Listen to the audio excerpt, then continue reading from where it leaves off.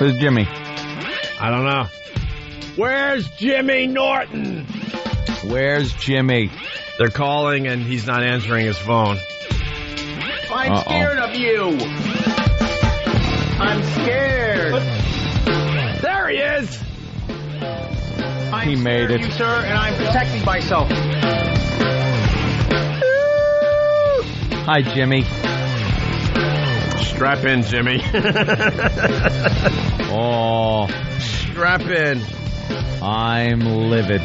Strap in, Jimmy. Yeah, buckle up, kids. It's going to be a bumpy ride. If you're looking for the funny out of me, F off. I'm in no mood. No mood. Hey, where's, I'm looking for this clip. I can't find it. All right. Let me make sure this works. Okay. Gotta make sure the beep works. Oh, here we go. And I may slip, so Al, be on the guard. I hate this place. Nothing works Yeah. here. The medications don't work. I've been here for 7 years. 7 years. Nothing works here. I hate this place. Nothing works here. The medications don't work. I hate this place. Nothing works here. The medications don't work. And this. Well, we were on best of. Oh. Nothing Okay. works here. The medications don't work. What medication I hate this place. I've been here for 7 years. Yours. Nothing works here. Brian. Nothing works here. The Your. medications don't work. Okay, go with me. I hate this place. I've been here for 7 years. Nothing works I've only been here. here since The yesterday. medications don't work. I'm going to have you lie down I over hate here. this place. And then we'll get you some Nothing works medication, here. okay? The medications don't Put work. it back on your stretcher. Nothing works here. Right in here. I hate this place. Okay? Nothing Better. works here. I now believe that guy was completely sane. Do you? Yeah. Yeah. Good morning and welcome to the Opie and Anthony Show. Hi, good morning. It's the O&A virus and it's spreading across America with hilarity for all. Hilarity. This saga starts when I was leaving Cleveland. That's where this whole thing starts. That's why I had to call up and say I wasn't going to be attending the Opie and Anthony show yesterday. It starts, innocently enough, leaving Cleveland. It was an unexpected day off for everybody. Yeah, we were in best of yesterday. And I think it was a really bad best of because it's what's called a emergency best of. One that's still like it just in case of emergency, break glass. Break glass, play this crap for the people. Yeah. That's what they got yesterday. Yeah. Sorry. Because usually when we take a day off or have a vacation plan, we go through the archives and make sure it's a great show for everybody. And if one more mother comes in here and asks me, how are you? You feel all right? Because I guess you take a day off and someone says I was sick or something. Was I ill? Well, who said that? Can't you just say he took a day off, he had stuff to do? Well, I think people were reading into it because we all have been sick since Cleveland. Heavy colds, Steve can't talk, Jimmy was sick. I don't take sick days. Holy Jesus Christ. There was one time back in 96, maybe. Holy Christ. You notice no one's in the studio today? Good. They're all hiding. They're under counters. They're in back offices. I am an atomic bomb today. So if I'm with at all, I'm going off. I may even just leave. I never wished that we could switch the shows and start on XM more than today. Yeah, I know, because believe me, I want to curse. Because by the time we get to XM, he might be almost calm. This would be great uncensored. This would be the greatest hour of radio uncensored. Oh, would it be? What's the matter, sweetie? Well, as I said, it started innocently enough in Cleveland, flying home. The road shows are nice, they're fun, everything like that. But and whatever you want to say, go screw. It's like the traveling and stuff, and that's not my bag. I don't like I like traveling. I like going on vacation, doing things like that, doing things I want to do. Travel days, especially going home, they kind of just suck.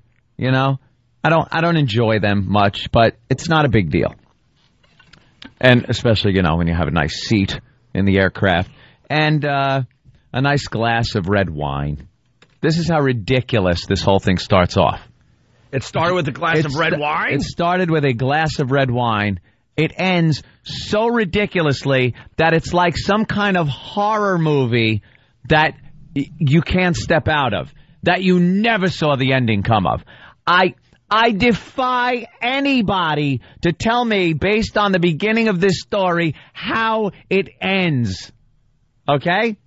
So, shut up. Oh, I know, though. Darn it. A little glass of red wine next to me, you know, for the flight. And they give you, it's like, you know, a little glass. So my girlfriend's next to me, and she's asleep on the plane. I'm really tired, too, because, you know, it's very exhausting, those shows. Taking a little sip off my red wine. And so my girlfriend wakes up and moves, and because the seats aren't as big on a 737, not much room, she hits the wine. It spills all over me. All over me. My socks, my pants, shirt. I couldn't imagine, because they don't give you much, how little bit of an amount of liquid could go so everywhere on somebody. Now me, I explode. Not at her. I explode because I'm covered now for the rest of the flight in red wine. So it's all over me. I'm grabbing blankets and pillows trying to sop it up, but, you know, to no avail. And I'm cursing. Again, not at her. I'm just cursing, like, you know, all the curse words are flying out of me. God damn, I'm covered with this. So at some point now, because she's aggravated and tired, turns and goes, could you just shut up about the wine and stuff? I go, oh, fine, you know, you spilt it on me. So we have a little tiff. We have a little tiff, which is fine. An FU fight. No, not even. It was kind of an FU whatever kind of thing like that. Right. Now, let me add this to the story. Me and my girlfriend been together for over 7 years. For 7 years. 7 years. 7 years. We have not had a fight in 7 years. I'm not kidding you. You have like little, like you throw a little barb about something maybe, but never a blowout argument. Maybe a little tiff here and there. Yeah, barely. I'm talking not an argument. We get along swimmingly. It's amazing, to tell you the truth, that we go over 7 years without a fight. Compared to the past relationship, I do find that amazing. Exactly. Exactly. Because I was discussing this in my little private life, going, man, you know, I used to watch Anthony fight.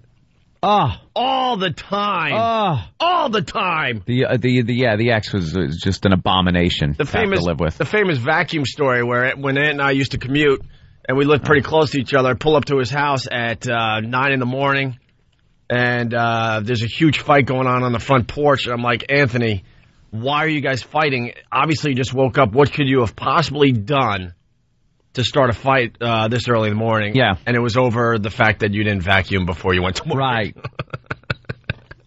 Sorry. I'm just comparing it to the old days. Yeah. Nothing, believe me. The new Anthony, there's no fighting going on. We get along. Nothing. Yeah, right. We get along amazingly. I like the word swimmingly. Amazingly. You had a bit of a spat because of the accidental wine spill and you're both tired and cranky. Yeah. Tired and cranky is key. Right. So we land, leave the plane, the silent car ride to the hotel. Yeah. The silent, uncomfortable car ride to the hotel. We get out. She goes, I'm going over to my girlfriend's house. We're going to the movies. As I'm in the lobby with the bags and everything. So I'm just like, okay, you know, whatever. Cool off. We'll cool off. It'll be great. Got to add to the story. You flew home from Cleveland and decided to stay in Manhattan. Yeah. It would make it a lot easier to get to work on Monday. The next day. You really wanted to be at your house on Long Island. Of course. So that certainly adds to it as well. Yeah, more just aggravation building up. Oh, that lobby. Okay, the lobby of the hotel. I still defy anyone to tell me where this ends. Well, I know. You know. I know you know. They knocked on your door and took your the FAA. Took you away. No. Meh. And I don't even look for the sound effect. Not into it. So the FAA didn't get involved? No. See, I got to play the part of the listeners here because a lot of people are thinking FAA at this point. Good. Look, and I hope the people on Pal Talk are learning. I've already bounced 8 people just for the hell of it. I erased my memory. Yeah. Because I want to be the listener here. Because they're guessing. They are guessing. So no to the FAA. Yeah. Okay. Hotel. She's going. Good. Kind of cool off thing. I go up to the hotel room with the bags and everything. And I figure I'm going to cool down. I've wanted to buy one of those really, really nice MacBooks, the top-of-the-line ones, because I do a lot of video and stuff and audio editing. So I go down to the Apple store. Now, this isn't any dig on Apple, but it's just another straw on the poor little camel's back. I go down there. I'm looking for something very specific that I need. It's the top-of-the-line 17-inch glossy monitor for graphics, 2 gigs of RAM, everything. And the signs are all over. Take it home tonight. We have it. There's 18 billion people in the place, 18 billion computers, everything you could possibly want, except the one I wanted. Typical. Because I'm already in a tiff. You got to curse a little bit. No, I'm. Al's ready. Al's ready down the hall. Believe me, it might happen. All right. Al's ready, though. You got to let a few fly because, I know. You got to get it out. I know. All right. Commo. Yeah, hold on. This might take a little longer because.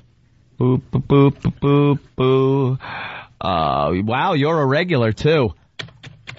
Bye-bye. Bouncy. Wrongy. Jim, what's in the post today? Shut up. What'd they do? They actually instant message you during that? Well, it's Pal Talk, and they're all yapping and, doing things, speculating, trying to make fun, and I just bounce people because that's what I could do today. So that was like part of it. So now I'm because then I would have had the MacBook, would have gone back to the hotel room, start, fiddling around with it and cool down. It would have been a distraction. Instead, it was another trigger. Thank you, Opie. But no. Another trigger. I take the walk down there. And I walk out empty-handed. My distraction, not there. So I go to the hotel. I'm fuming at the fact that this is it's building, So I do the best thing that anyone could possibly do. Go right downstairs to the bar. Oh, I thought you were going to say gym. No. I thought you were going to jump on a treadmill. Go right downstairs to the bar and start drinking. Because treadmill, you can work off stress. Dr. Phil tells you. You can work off stress. To, do one thing. Yeah. All right. So I go right down to the bar. So now I start texting the girlfriend. Start texting. And it's light text, It's very light texting. She's playing Trivial Pursuit with her girlfriend Jody. And then I figure maybe, it's time for a real phone call. Smooth things over. So the text messaging's going well at this point? Yeah, it's very vague. I'm not addressing the problem or anything. So I call up. The problem, which was no real problem. No problem.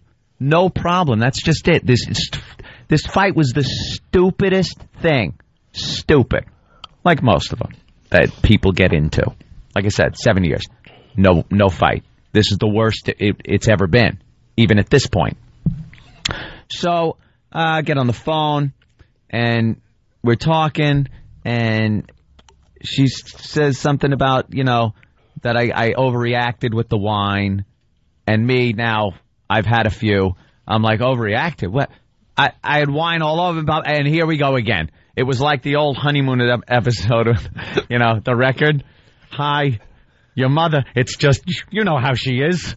She comes over, she's a blob. I'm out, You try your good intentions, and, it didn't work out. So, I just went, okay, great. Well, you hear me? You hear me on my phone? You hear me on my phone? Wham! My cell phone, I throw it against the wall. Hence, no one being able to get in touch with me the past couple of days, and hence the Pebble? Did it go Pebble? No, I went to this Sanyo piece of crap that is going to get thrown at the wall also. All right. But I needed a cell phone. Right.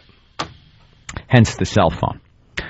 Threw it against the wall. See, a lot of things are starting to make sense, because on Monday I knew you were out of sorts during the radio show. But I thought you were just tired from the Cleveland thing. I'm like, man, Ant's a little out of it today. I'm not going to lie to you. It was simmering. And I'm like, you were very quiet on Monday. I don't know if a lot of people noticed that. And you called me from like some satellite phone or from your actual car to tell me you didn't have a cell phone anymore. And I'm starting to think, why? And I really thought to myself, he must have broke his cell phone. Because I threw it against the wall. Well, now I know that officially. Yeah. But at the time, I'm like, what do you mean you don't have a cell phone anymore? Yeah. Right against the wall. All right, go ahead. In 1,000 pieces. Right at the bar? Came apart. No, this was up in the hotel room. Oh. Up in the hotel room. I wish it did in front of everybody. So now I'm just livid. So I decide I'm going downstairs. And again, remember, I had been at the bar. But I figure I'm going downstairs, getting another room, leaving a note in the room and saying I'm in this room, because now I know I got to get up for work the next day.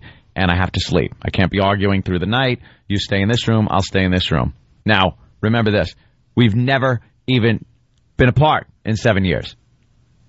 Slept together every night, 7 years. This now sets her off. She is wicked pissed that I am in another room.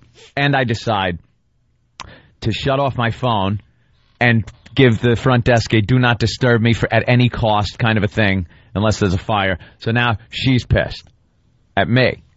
So this whole thing is just snowballing in stupidity. It's a snowball of stupidity.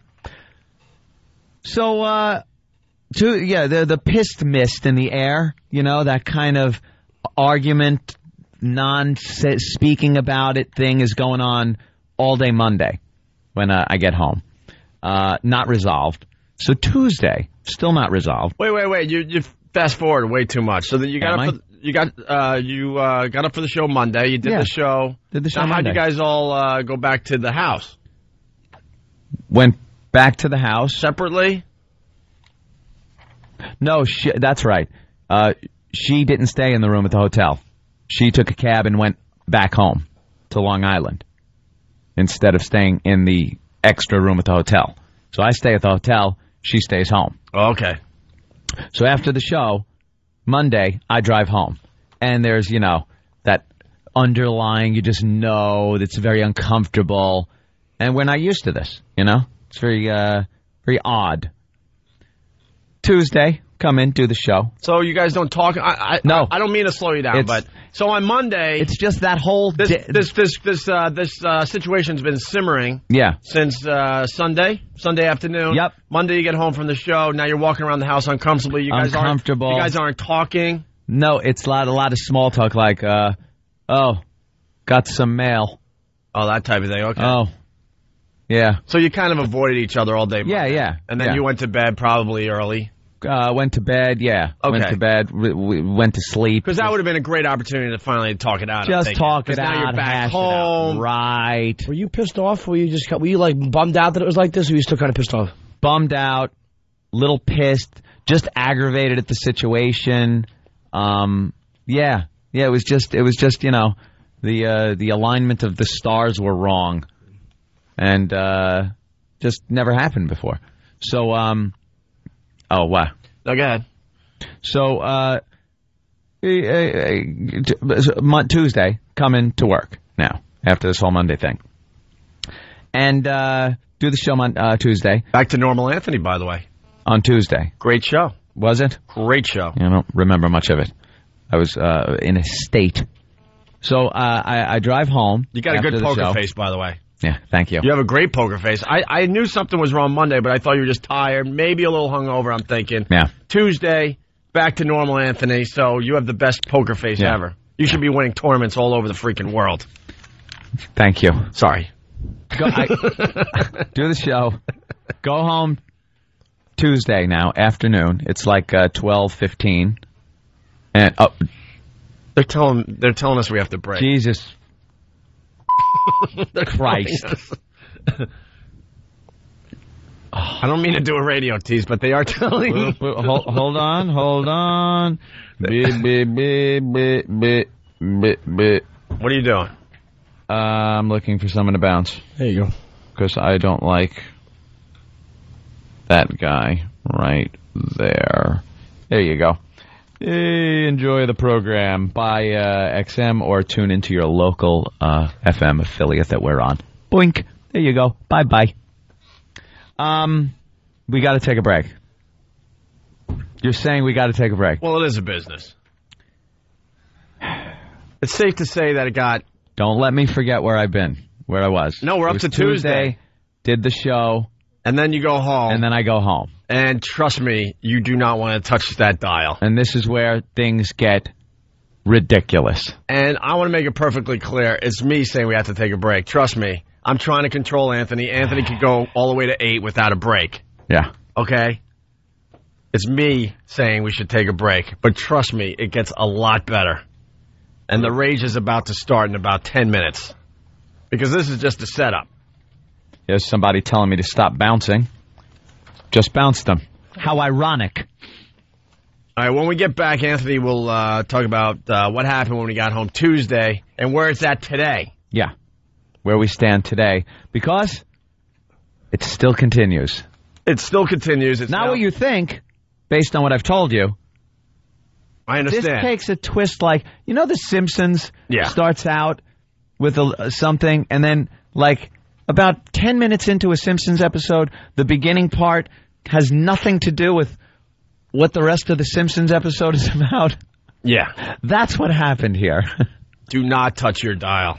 All right. Anthony, don't even give away anything. No, I'm not. But okay. I think you're going to walk off the show today.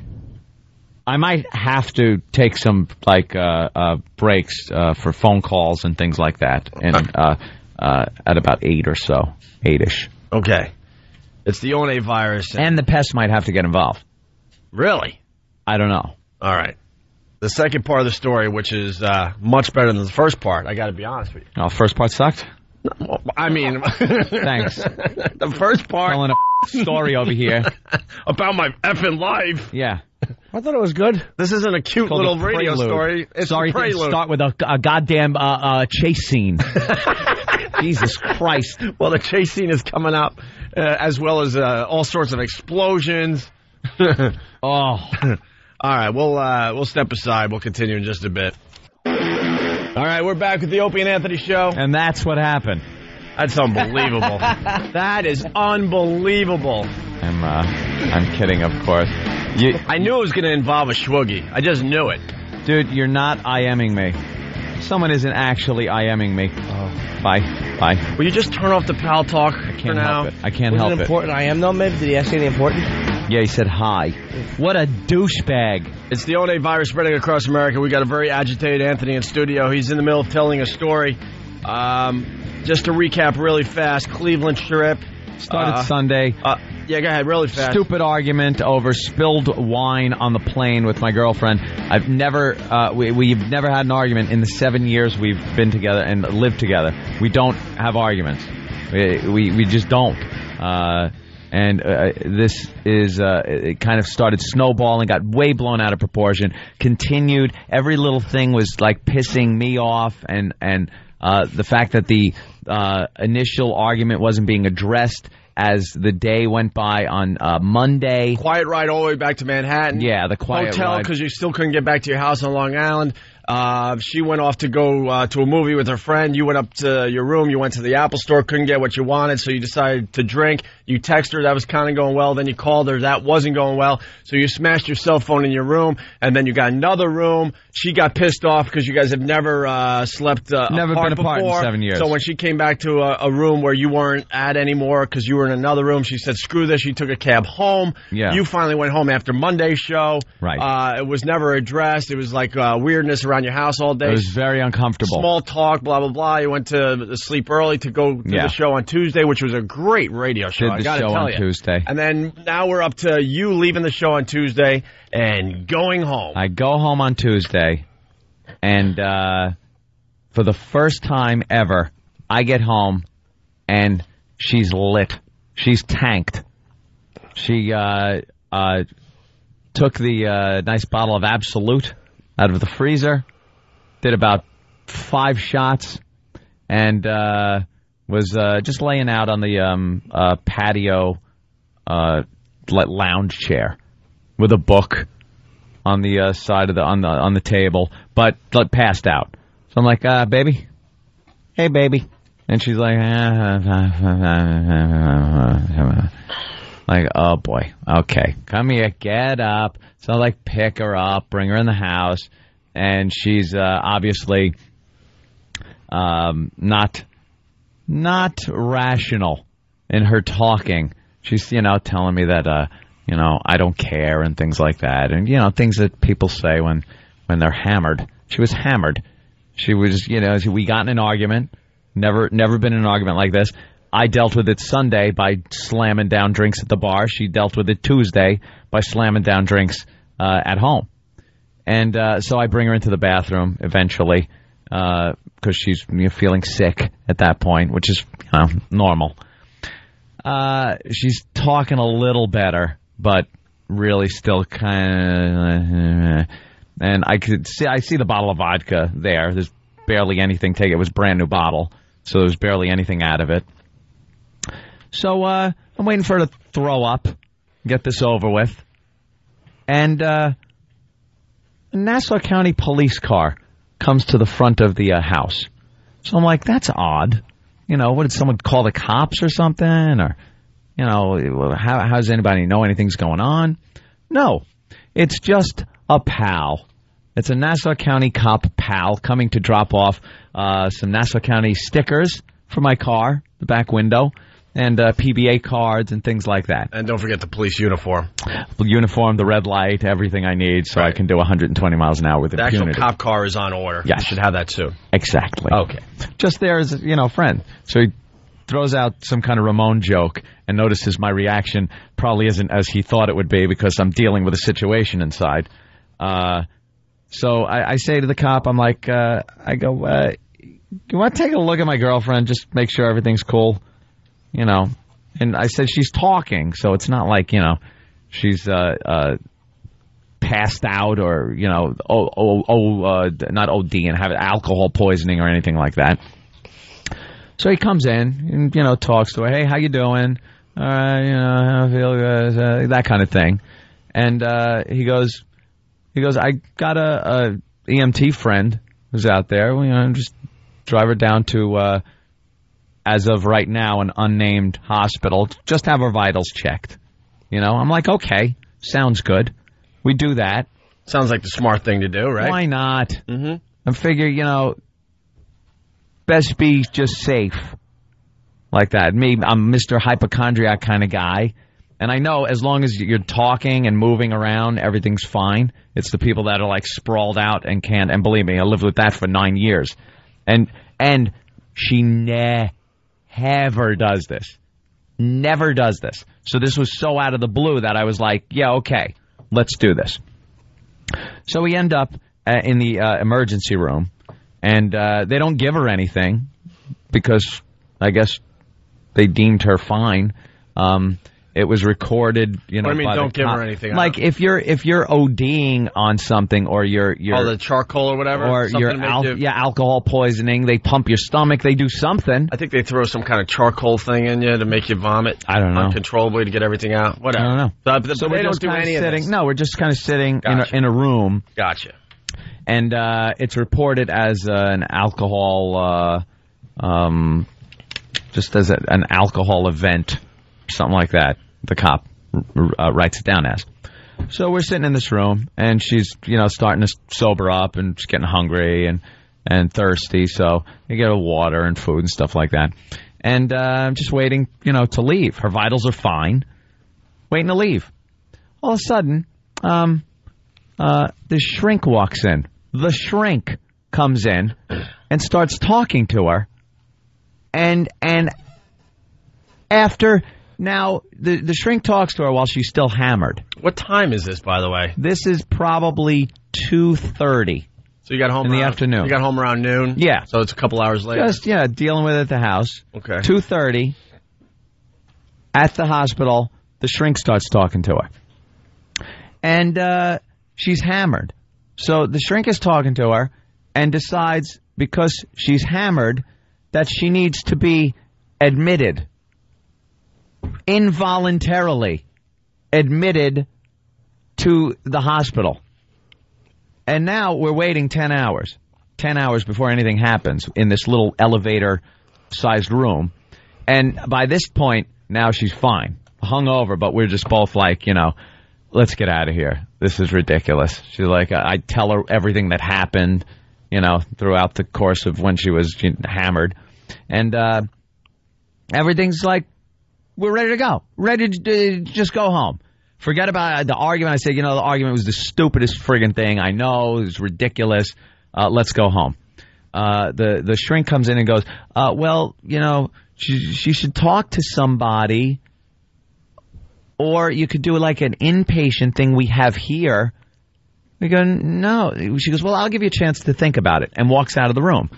So we look at each other and start laughing and go, let's get out of here. Let's just get the hell out of here. She comes back hours later, this shrink, and goes, yes, well, I spoke with some associates, and we're involuntarily admitting you. Oh, really? Okay, what do I got to sign so that stops? Where do I sign? Where's the waiver? Whatever it is, the thing. No, there is no thing. I said, so what happens? Well, we take her upstairs, and you go home. And we hold her here. For what? Well, she was drunk, and I asked her if she was depressed, and she said, who doesn't get depressed at some point in their life while she's hammered? And later she told me, I don't even remember talking to this woman. Doesn't even remember talking to her because she's hammered. So they take her upstairs, and they're like, all right, well, you could look around to me. You could look around, and we're both kind of in shock, going, what the... you kidding me, right? There's the shuffling lunatics, the drooling lunatics, walking around the floor. Doing the slipper walk.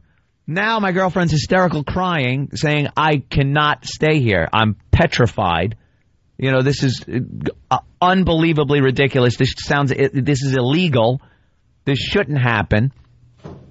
And I'm like powerless to do anything. It's now after midnight. So I can't even go home and get stuff for her to make it more comfortable or whatever. Anyway, I assume, why get stuff? Obviously, I'll come there tomorrow, which was, yesterday, I guess, or the day before yesterday. I'm not even sure. Days, running into days. It's the next day to be out of there. It turns out I can't get in touch with any of these scumbag doctors to get her signed out. They're unfindable. You call them, they're supposed to call you back, they don't call you back. You find like 3 levels down of doctors just to sign her out. She's fine. There's no problem. She's spoken with people. I've spoken with the people there. The shrinks that are there. Everything's fine.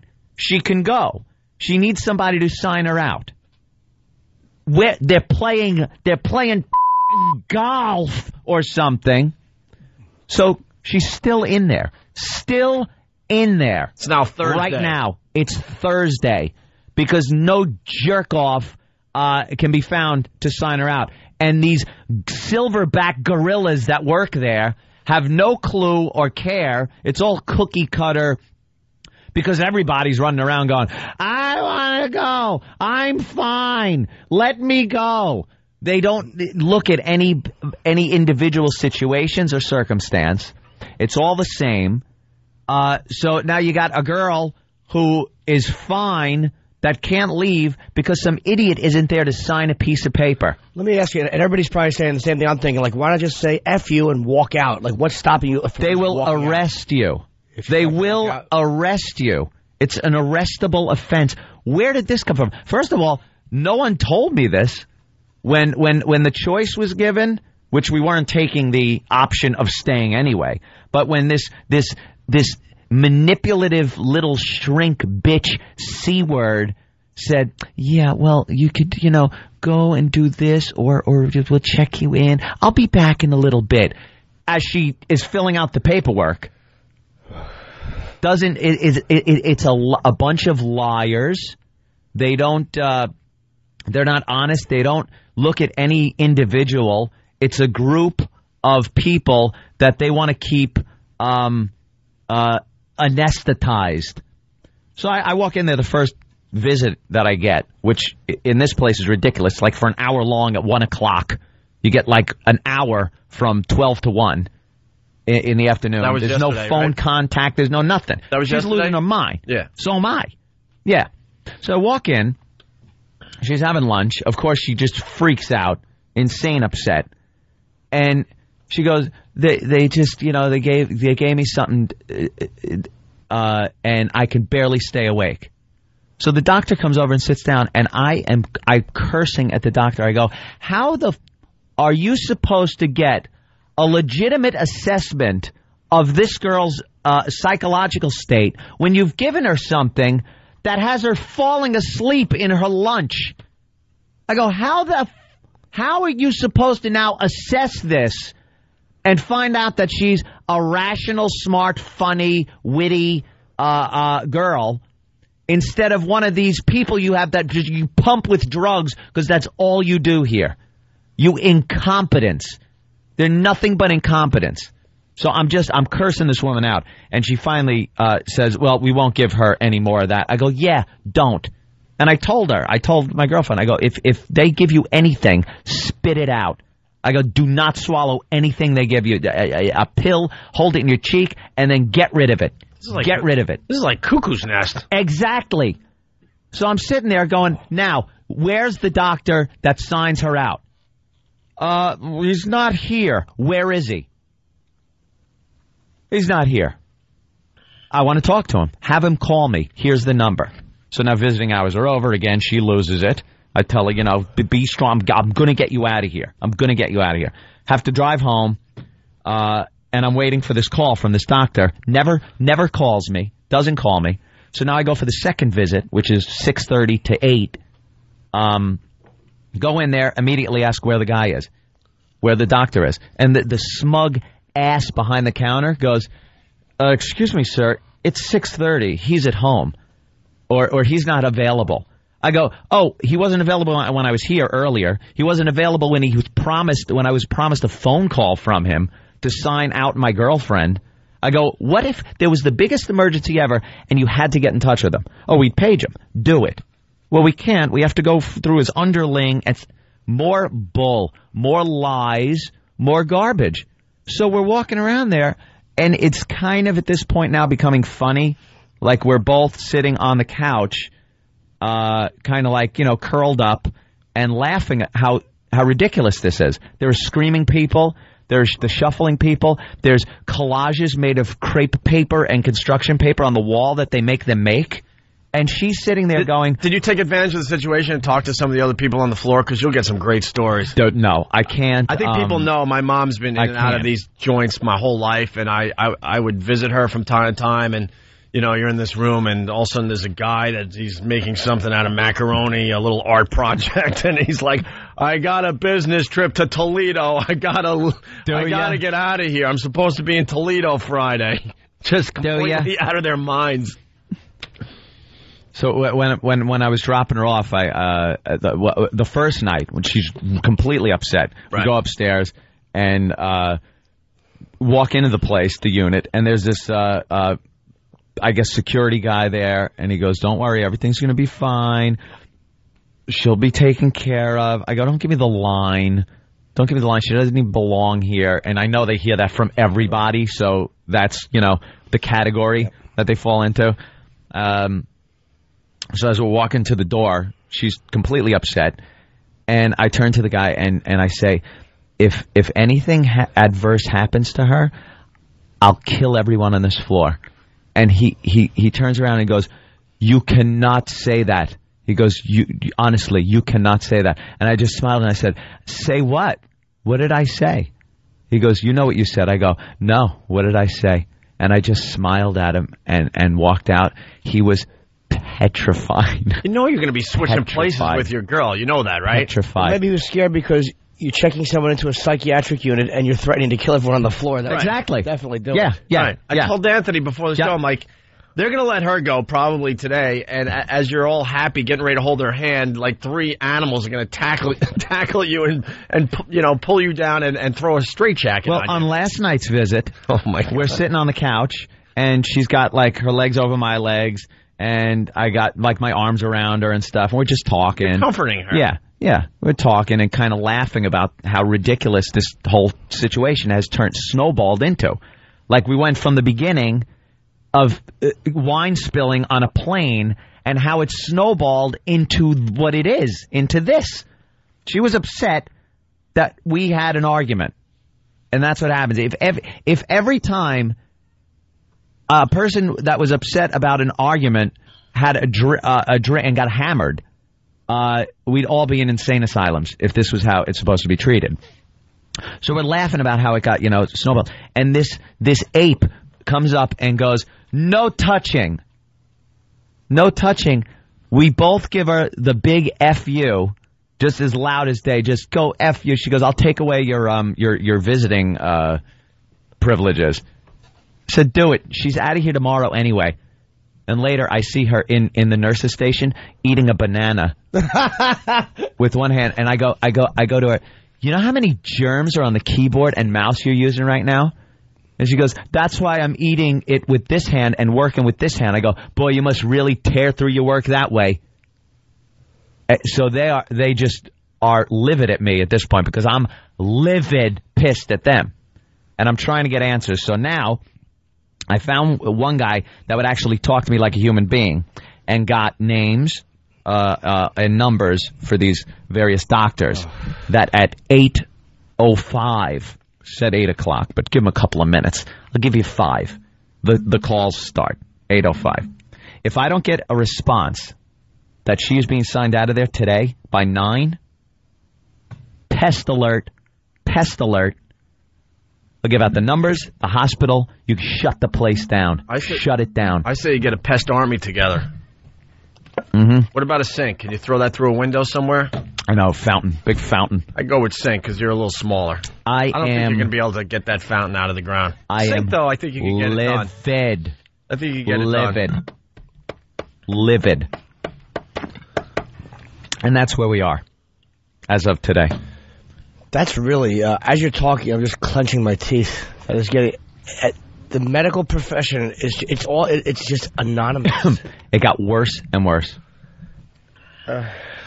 Yeah, no one cares. No one wants to hear anything different than they think they know. It's just sign her out. It's done. So now we wait. So where did it all go wrong? Don't know. It was a snowball thing. Yeah, no, I know. It all went wrong where, I don't know, should have gotten up and left. No, I mean like at the hospital. That just, it just sounds crazy. It is crazy. That they could do this. It is crazy. There's no reason, no way this should be legal. That they could just do this without any consent, anything. Just make this decision based on, an interview with a drunk girl. Are they even supposed to do that? No, because if you're a cop, I think like a lot of the information you get from somebody, if they're completely intoxicated, is probably... You know what, I actually made an analogy. I go, that's like taking the dashboard cam of a cop during a drunk driving arrest. And when the guy is completely sober saying, you can't drive, look at the tape of you. Look at the way you're staggering. No, but that was when I was drunk. I was arrested, and no, you can't drive. A lot of people are saying it's illegal for a shrink to talk to her when she's drunk. Probably is. They got to wait for her to sober up. I don't know my rights. And then you... her rights? Then you assess the situation. Yep. A cop in Jersey, you're supposed to wait till they sober up to talk to them. She told her, she said, I have no recollection of a conversation with you. That's how hammered I was. You should, I would definitely have a nice lawyer looking at... Oh, believe me, it's already in the works. Oh, this place is getting sued. But can you Heads imagine, will roll. If you didn't have be in the position you are, where you know the people you know, and you can at least get answered a little bit faster. Most people have to deal with these scumbags, and they're completely at their mercy. Dude, I'm not getting any. Believe me, I wish I could go in there and go, hey, I got a radio show. Could you sign her out? That means nothing here. This is not helping me at all.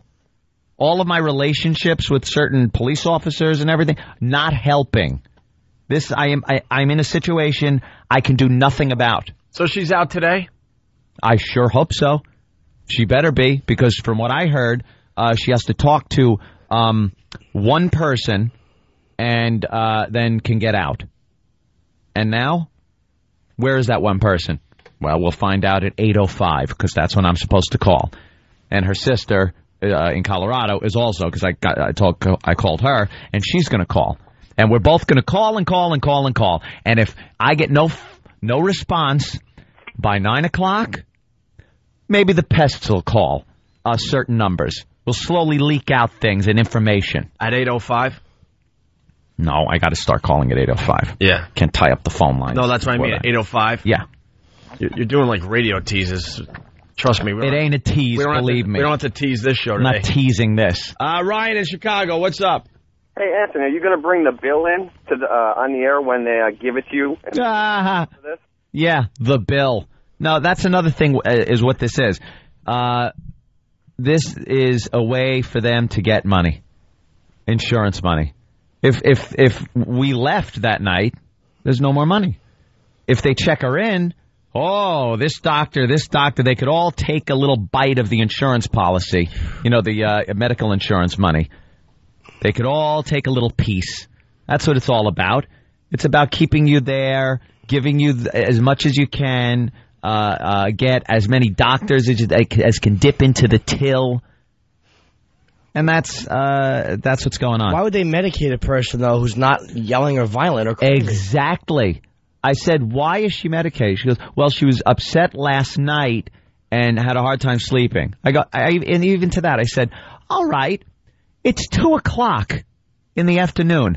Why did you medicate her again? I go, and you're supposed to now have an interview with her like this? Of course you're going to think she's a nut.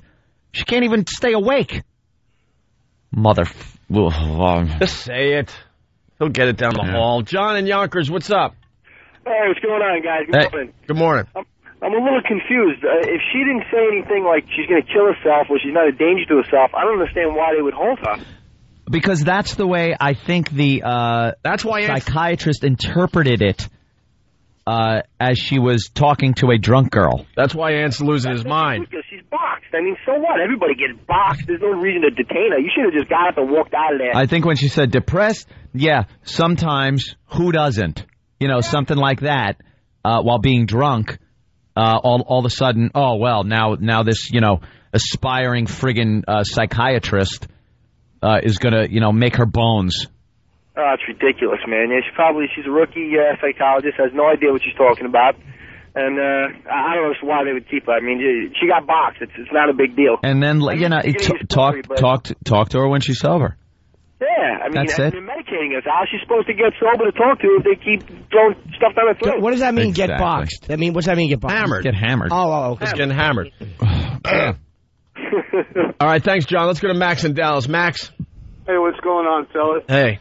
Hey, Ope, I had a question for you. Do you guys have any of those little microphones you can stick on the straitjacket they're going to put around Anthony when he goes there? I got to be honest with you. Anthony's a lot calmer on the show than he was in the office when I first ran into him this morning. I'm surprised you didn't rip a few heads, Ant. That's freaking crazy. I'm amazed that he was able to tell the it. story without just completely losing his mind, because in the office, it was... I am so close to it. He had a lot of people just kind of looking down and reading newspapers. Yeah. I can believe there was something interesting on the computer screen. You can't even imagine how pissed I am. A lot of people saying you got to sue. Lori on Long Island. Lori. Hey, guys. How you doing? Well... Anthony, here's what you need to do. Walk into the hospital and just say, on the advice of my attorney, I am signing her out against medical advice. Give me the form now. That's what it's called. Yeah, I know. You can't do that. They're not allowed to do this. Yeah. Trust me, I'm in this field. They're not allowed to do this. Well, if there was a way, I would have done it. I looked into every possible way, talked to every person. There's no way to do this. Well, in this country, they're not allowed to do that. That's against the law. Yeah, well. So if they won't give you the form, just get up and walk out with her. If they call the police can't hold her there. She didn't commit a crime. Well, let me ask you, you said they'll arrest you. Is there actually a guard at the door? Like, if you're both just headed towards the exit, says, I'll get the car, meet me There's there. probably some security guy. But, you know, the thing I read was that, you know, there's would be sheriffs or police officers involved to bring you back. Which, you know, where did that come from? Did you hear of that? It really is amazing. Frank in Oceanside. Frank. Yeah, how you doing, guys? Hey. Listen, the idea that she's going to get out of there anytime before 12 o'clock is an impossibility. Got to keep her in there for another day of fees, another day of tests and everything. Nah, that ain't happening, my friend. Well, because I will just go in and take her out and face the consequences. Well, I don't care. You know, I don't care. Yeah, but you know what the other consequences are, too? Afterwards, now she has this psychiatric incident. How it affects it down the road, too. Yeah, well, we'll see. Good luck. Yeah, thanks. All right, let's go to Debbie in Massachusetts. Debbie. How's it going to affect you down the road? What's he talking about? I have no idea. Debbie. Yeah, Vaguely. hi. Hello. Go ahead. Hi. By the way, can I bring up something? It's a huge story today. Terrell Owens. Yeah. Terrell Owens, you know, that I don't believe he tried to commit suicide. That's so stupid. Yeah, but it's if you're not even funny. If you're loading yourself up with pills and you're unresponsive. It's so obvious. He took a couple painkillers because of injuries or whatever, and then he was a little dopey and out of it, and then he was taking his normal supplements and mixed it up with more pain pills. Yeah. Terrell Owens is not trying to kill himself, but ESPN and everyone else is all over the story. Like, oh, he's not. Look, he's denying that he tried to kill himself. The guy did not try to kill himself. He made a really bad mistake. But he should be locked up in a hospital. But that's the point I'm making. Terrell Owens in and out of the hospital, and he was on a lot of painkillers. Yeah, that's a guy that should be maybe having a talking to. Right. Not a girl who has a fight with a boyfriend, gets hammered. That's what I'm saying. It's so weird that this story hit the same day as your story, because I mean, this guy was in and out of the hospital like that. Yeah. There was no suicidal attempt or tendencies or anything. It wasn't that wasn't a part of the story. All right, we got a couple more jerk offs, and then we'll continue after the break. Carl in Baltimore, what's up? What's up, O&A? Hey. Yeah, same thing happened to my wife a couple of years ago. Basically, she pounded a couple of drinks down and passed out on the front porch. Neighbor called the police. Had to go to the hospital to find her, and next thing I know, they tell me they got to keep her there for 72 hours. Yeah, that's what they say. Like, they have the right to hold somebody for 72 hours based on their evaluation. Right, that's a drunk person. Yeah, it's up. Thanks, man. All right. Scumbags. Fast Freddy from Jamaica Station. Later today, we'll be watching chopper coverage of a red Shelby in a high-speed chase. That's right. Oh, try to catch me. Down the LIE on Channel 12. That'll be the car I take. And then a lot of people want to know which... I won't say it. No, I better not say it. What, the hospital? No, you're on edge. Give me permission to just read one instant feedback. If you're going to piss me off, I swear I'll just fucking leave. All right. What you ought to do, if you get her out of there and you're worried about getting arrested, just check into a hotel until you get it all worked out. That's why they can't go to your house and get you. Thanks, Jim. Maybe they'll just go to the hotel. Maybe I'll just check in where I always do. No. They go to the hotel. So you want me to be on the lam? Oh, yeah, I guess. Yeah, I don't. Helen. Right. Well, you have to come in and talk in a different voice. It's the Opie and Sane show. Yeah. Wink, wink. It's kind of hard for a radio guy to be on the lam and on the air. Also, we just changed your voice with all those machines. So I work. Oh. That really is good advice. Check her out. Just the cops will never find you. What a dope. Today with a phony wig and a mustache and sunglasses comes in to the show every day with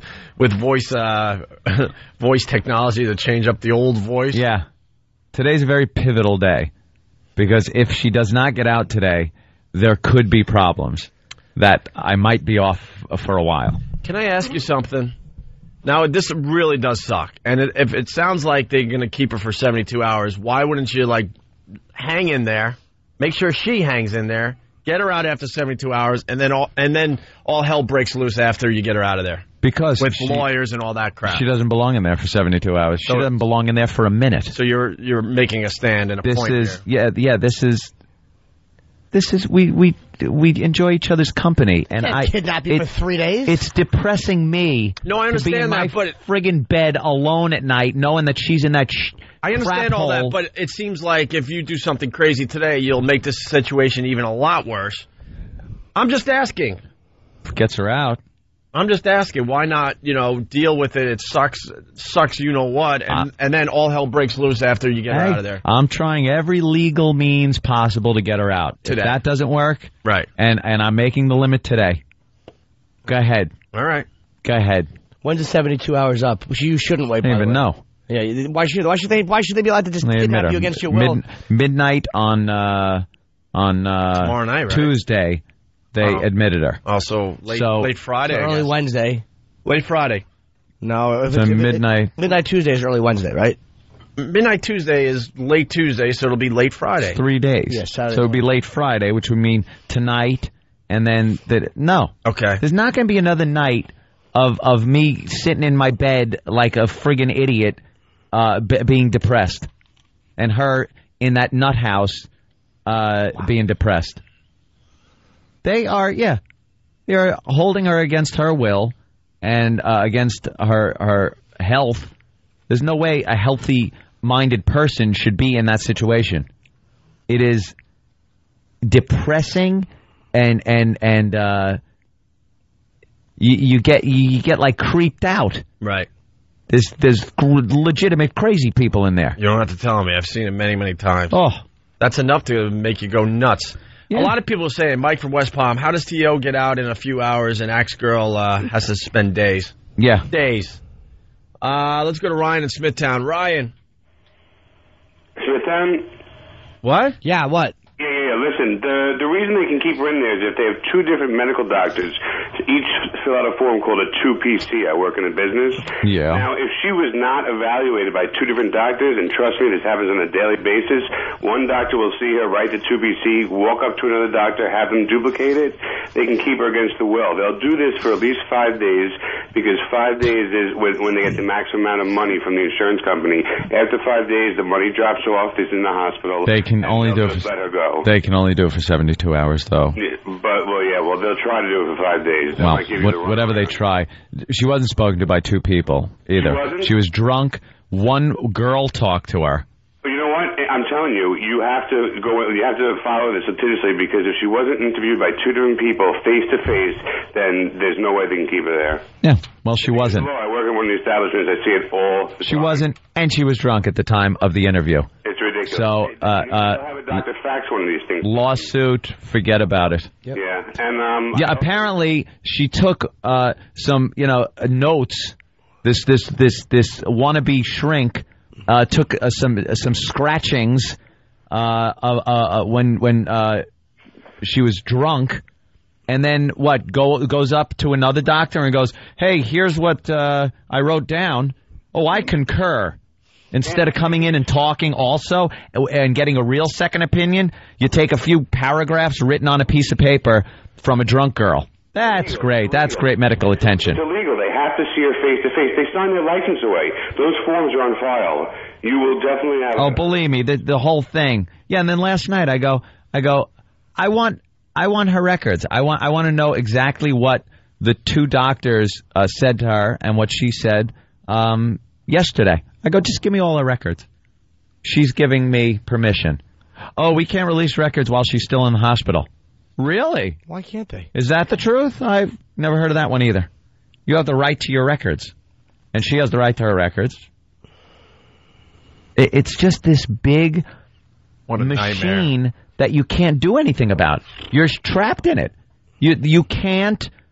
You're powerless no matter what the hell, unless maybe you're, Tyrell. But you're powerless to do anything. So I go up for visiting.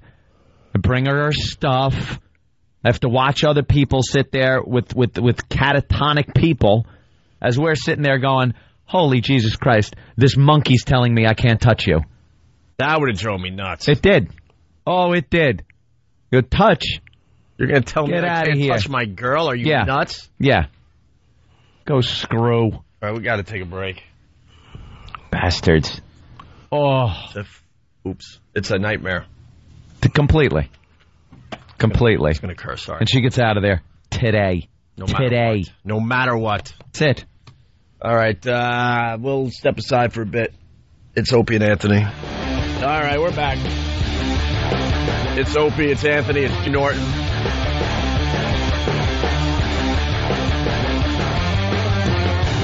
A lot of people want to help you, Ant.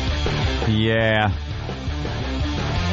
Want to take a couple more calls and then we'll try to move on? Yeah, it's when you get 800 bits of advice that none of them jive with each other. I love that when people give like bad legal advice. Like, Yeah. dude, the way you got to do is tell them you want a form, and on the way out say legal counsel, and they can't arrest. Really, they can't. Yeah. Let's go to Mike in Jersey. Good morning, boys. Hey, Mike. Hey, Ed, why don't you just bring your lawyer with you today so you stay out of trouble? Yeah. Yeah, I got one of those.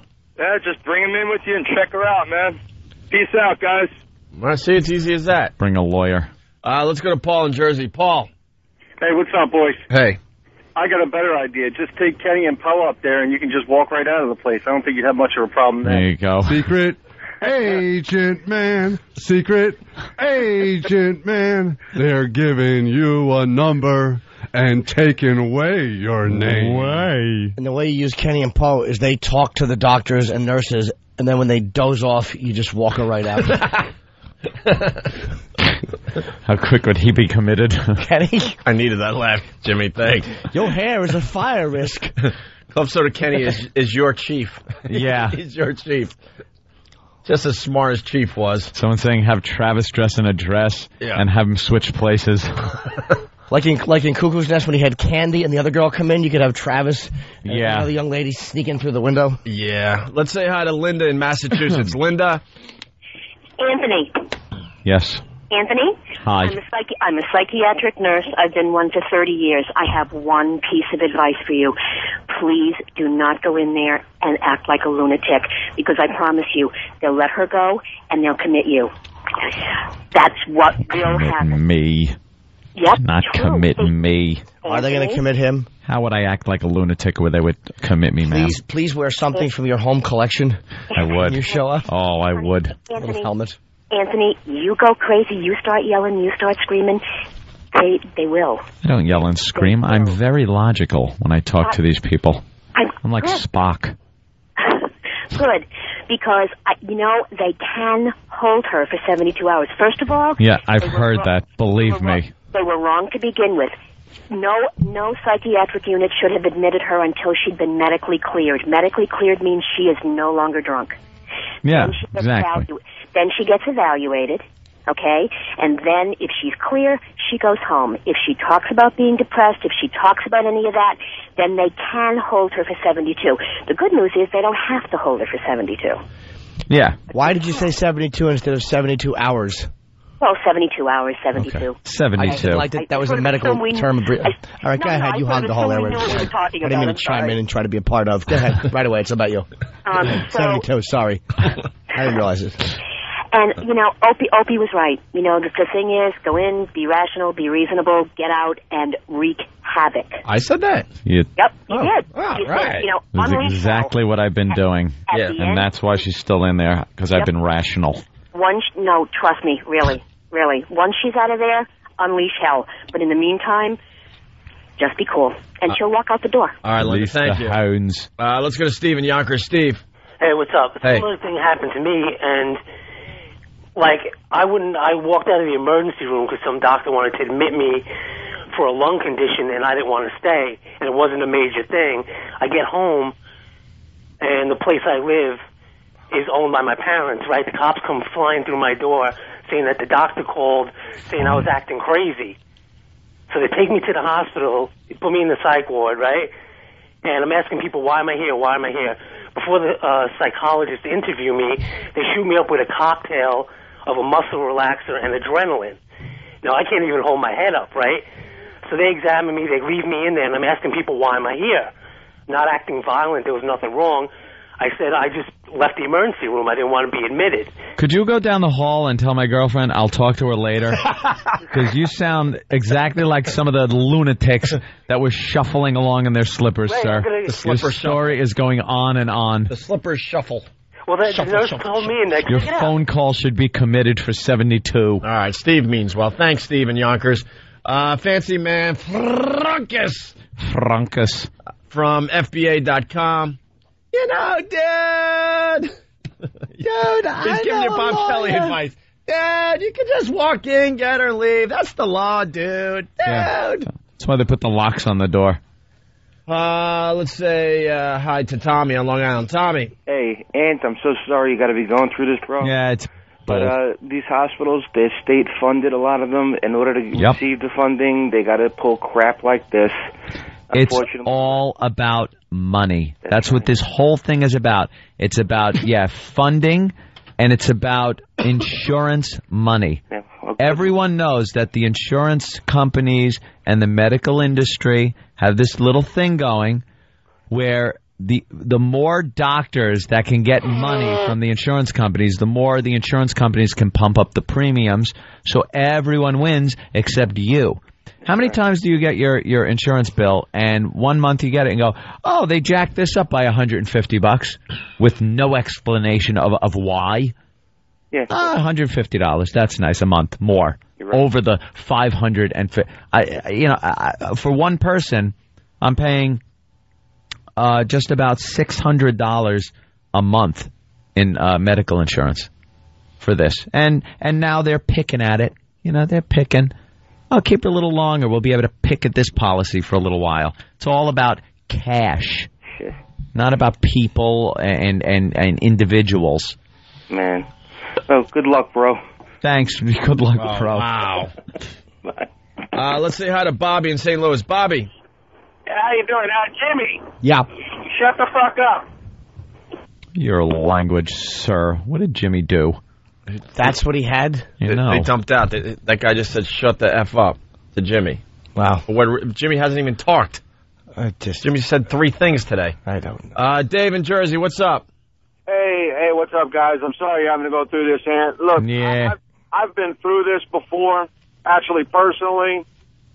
It's a huge machine that has complete control that you can't do anything about. You're so right, because I've never seen any other thing, any other entity than the medical industry that has this much power and control over people. Like any other situation, you could kind of work with and get around and do things. This is it's so much red tape, and there's so many different people. You never quite know who's in charge at what given time, where they are. The shift will change, and now the guy that's in charge is completely different, and he doesn't know the case. Who's the head guy? Like, who's the head muckety-muck in an office somewhere where I open up double doors and talk to the guy? Like, there isn't one of those. It's this weird friggin' blob-like entity that you don't really understand. It might be, if for you going through this now, and for your girl, and for anybody listening. It's not me. It is. It's my girl going through this. That's what's got me livid. It's not. If I was going through something so traumatic, I wouldn't be here right now. I'd be crying somewhere. It's probably the most inhumane thing you can really get wrapped up in, really. To a sane person, it is despicable to put somebody in that situation where there are crazy people walking around screaming in the night. I mean, it's a nightmare. It's a friggin' nightmare. All right, let's go to Debbie in Massachusetts. Debbie. Hi, I had the same thing happen to me. I drank too much vodka once. I never drank vodka before, probably like your girlfriend. I drank a little bit too much, and I passed out. And I don't know what happened. My sister, anyway, they took me to the hospital. They didn't know what was wrong with me. I was like 110, 115 pounds, a lightweight. The same thing. I was brought into the hospital. They brought the psychiatrist and asked me a whole bunch of questions, and I thought that was the end of it. And my boyfriend at the time, who's my husband now, was there, and the psychiatrist came in just the same way, asked me some questions, and it was like, no, it was an accident, it was a mistake. I didn't try to hurt myself. I didn't realize, never drinking vodka before, how it would affect me. And they basically said voluntarily, if I didn't voluntarily go, they would make me go. Yeah. So, and I didn't, the same thing. But I'm going to tell you, they're going to make her stay there for 3 days. They're not going to let her do anything under 3 days, because what they're doing is they're blowing you off. They're making it seem like they're going to have the doctor. That makes me happy to hear. Yeah. I love being blown off like that. Boy, that's part of my personality, isn't it, Oak? Oh, I take these things well. Yeah. They're buying time, but believe me, it's going to end up being the end of 72 hours. It's going to be, no matter what you do. Well, we'll see. Yep. We will see. All right, you're going to make some calls in... Yeah, a few minutes, a half hour. I got to make some calls. Minutes. I'm making calls. Other people are making calls. My sister's going down there and try to get some answers. Yeah, maybe I should go with that helmet I was wearing on my head during the taxi competition. Wow, you got to tune in this show every day from the beginning, because I can't tell you how many people on Instant Feedback... Can you give a recap of the situation? I just tuned in. Tune in early. Wake up. Set your alarm, you lazy bastard. We're lucky to have Anthony today. Hate you people. God. All right. Oscar De La Hoya is here. Thanks, Cleveland. You're blaming this on Cleveland? You know something? It was depressing enough to be there. They should commit everyone that has to live in Cleveland. I think that's probably why they committed her. She was probably drunk and she said something like, Cleveland is beautiful. Like, get the paper. Oh, my God, she's insane. Cleveland, there's a lot of nice people. Get the pen. Oh, jeez. On an uptown. On an all-new house. House has to kill 50 to get Anthony's girl out of the hospital. Anthony meets House. That's Richie Bender from his cell phone. Thank you, Richie. All right, why don't we take a break? We'll get Oscar in here as a little distraction. Sure. Maybe you could pop me in the head a few times and I'll forget. We'll try to distract for a little while. We'll get Oscar in here. Also, Pedro's coming in, and I will not call Pedro by his real name during the entire interview. Really? He is Pedro. That's what he gets on the street, I bet, every day. Hey, Pedro. That's what people do. Kenny, anything? No, of course. I want to see Oscar light Kenny up. Huh? He's a small fella compared to you. He's a technician. Yes, he is. Come on, Kenny, you can make some calls. Anthony is very upset, and his partner is GH. Get his girl out. Unfortunately, this is one situation I can't help with. See, isn't that amazing? Like, Kenny could do anything. Kenny's like super idiot. A man. Yeah. He's like Superman with a big R on his chest. I plunked this phone down because I can't help it. This is the one that sends me to the edge. Okay. Amy in Oceanside. Hey, I need you to stop your whining and get on with the show already. Hey, Amy, down the hall. Amy, you cunt. Hey, Amy. Amy. Yes. Amy, you're a cunt. There you go. How about that? I hope Al Duke's finger is working. See you next Tuesday. Amy can screw. Oh, I bet she's a big fat pig, Amy, aren't you? Big fat pig. Doesn't know what it's like to be in a loving relationship. Do ya? Do ya? Die. Amy. That's someone that just doesn't get what this show's about. Oh, we share way too much about our personal lives. Way more than any other radio show in America. Don't listen. You should be listening to a morning zoo. That's more your speed. Right. Listen to the zoo. Sorry, and I just had to make a point. Oh. Because it's amazing that people would actually say that. Point made. I mean, if you're listening, and this is very riveting, so to actually call up and say, move on with the show and start being funny is completely ridiculous. Yeah. We'll go to break with Club Soda Kenny singing Secret Agent Man. The video is now up on YouTube. It's being downloaded a lot. Or viewed a lot, I should say. You don't really have to download videos on YouTube. You just click and watch. Yes, Kenny. My young son was busting my chops. He said my next song should be Goldfinger from the James Bond movie. Well, that's a good one. Is that what he said, or is that what you actually think to yourself? Yeah. No, it's my young son. I don't buy it. All right, He's the man The man with the Midas touch. We got to get a better version of you singing Secret Agent Man, by the way. Although this version's pretty funny because there's arguing going on. He doesn't know when to start the song. Verse or the chorus comes in. And then at the end of the song, the music stops, and then he finally does the last verse. It's just terrific. Go to YouTube, throw Opie and Anthony in the search. You get to see Club Soda Kenny singing this little song.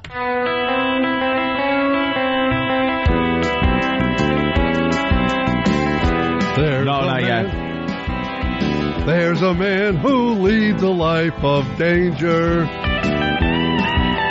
To everyone he meets, he stays a stranger. With every move he makes, another chance he takes. Odds are he won't live to see tomorrow. Secret Agent Man, Secret Agent Man. They're giving you a number and taking away your name.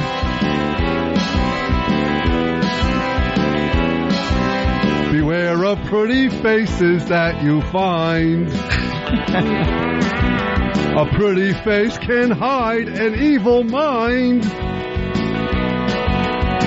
Be careful what you say, or you'll give it all away. Odds are you won't live to see tomorrow. Here he goes. Secret Agent Man, Secret Agent Man. They're giving you a number and taking away your name.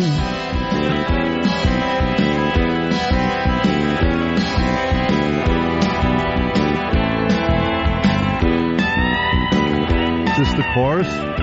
Yeah. I thought a little lead went here or something. A little more Secret Agent Man there, right?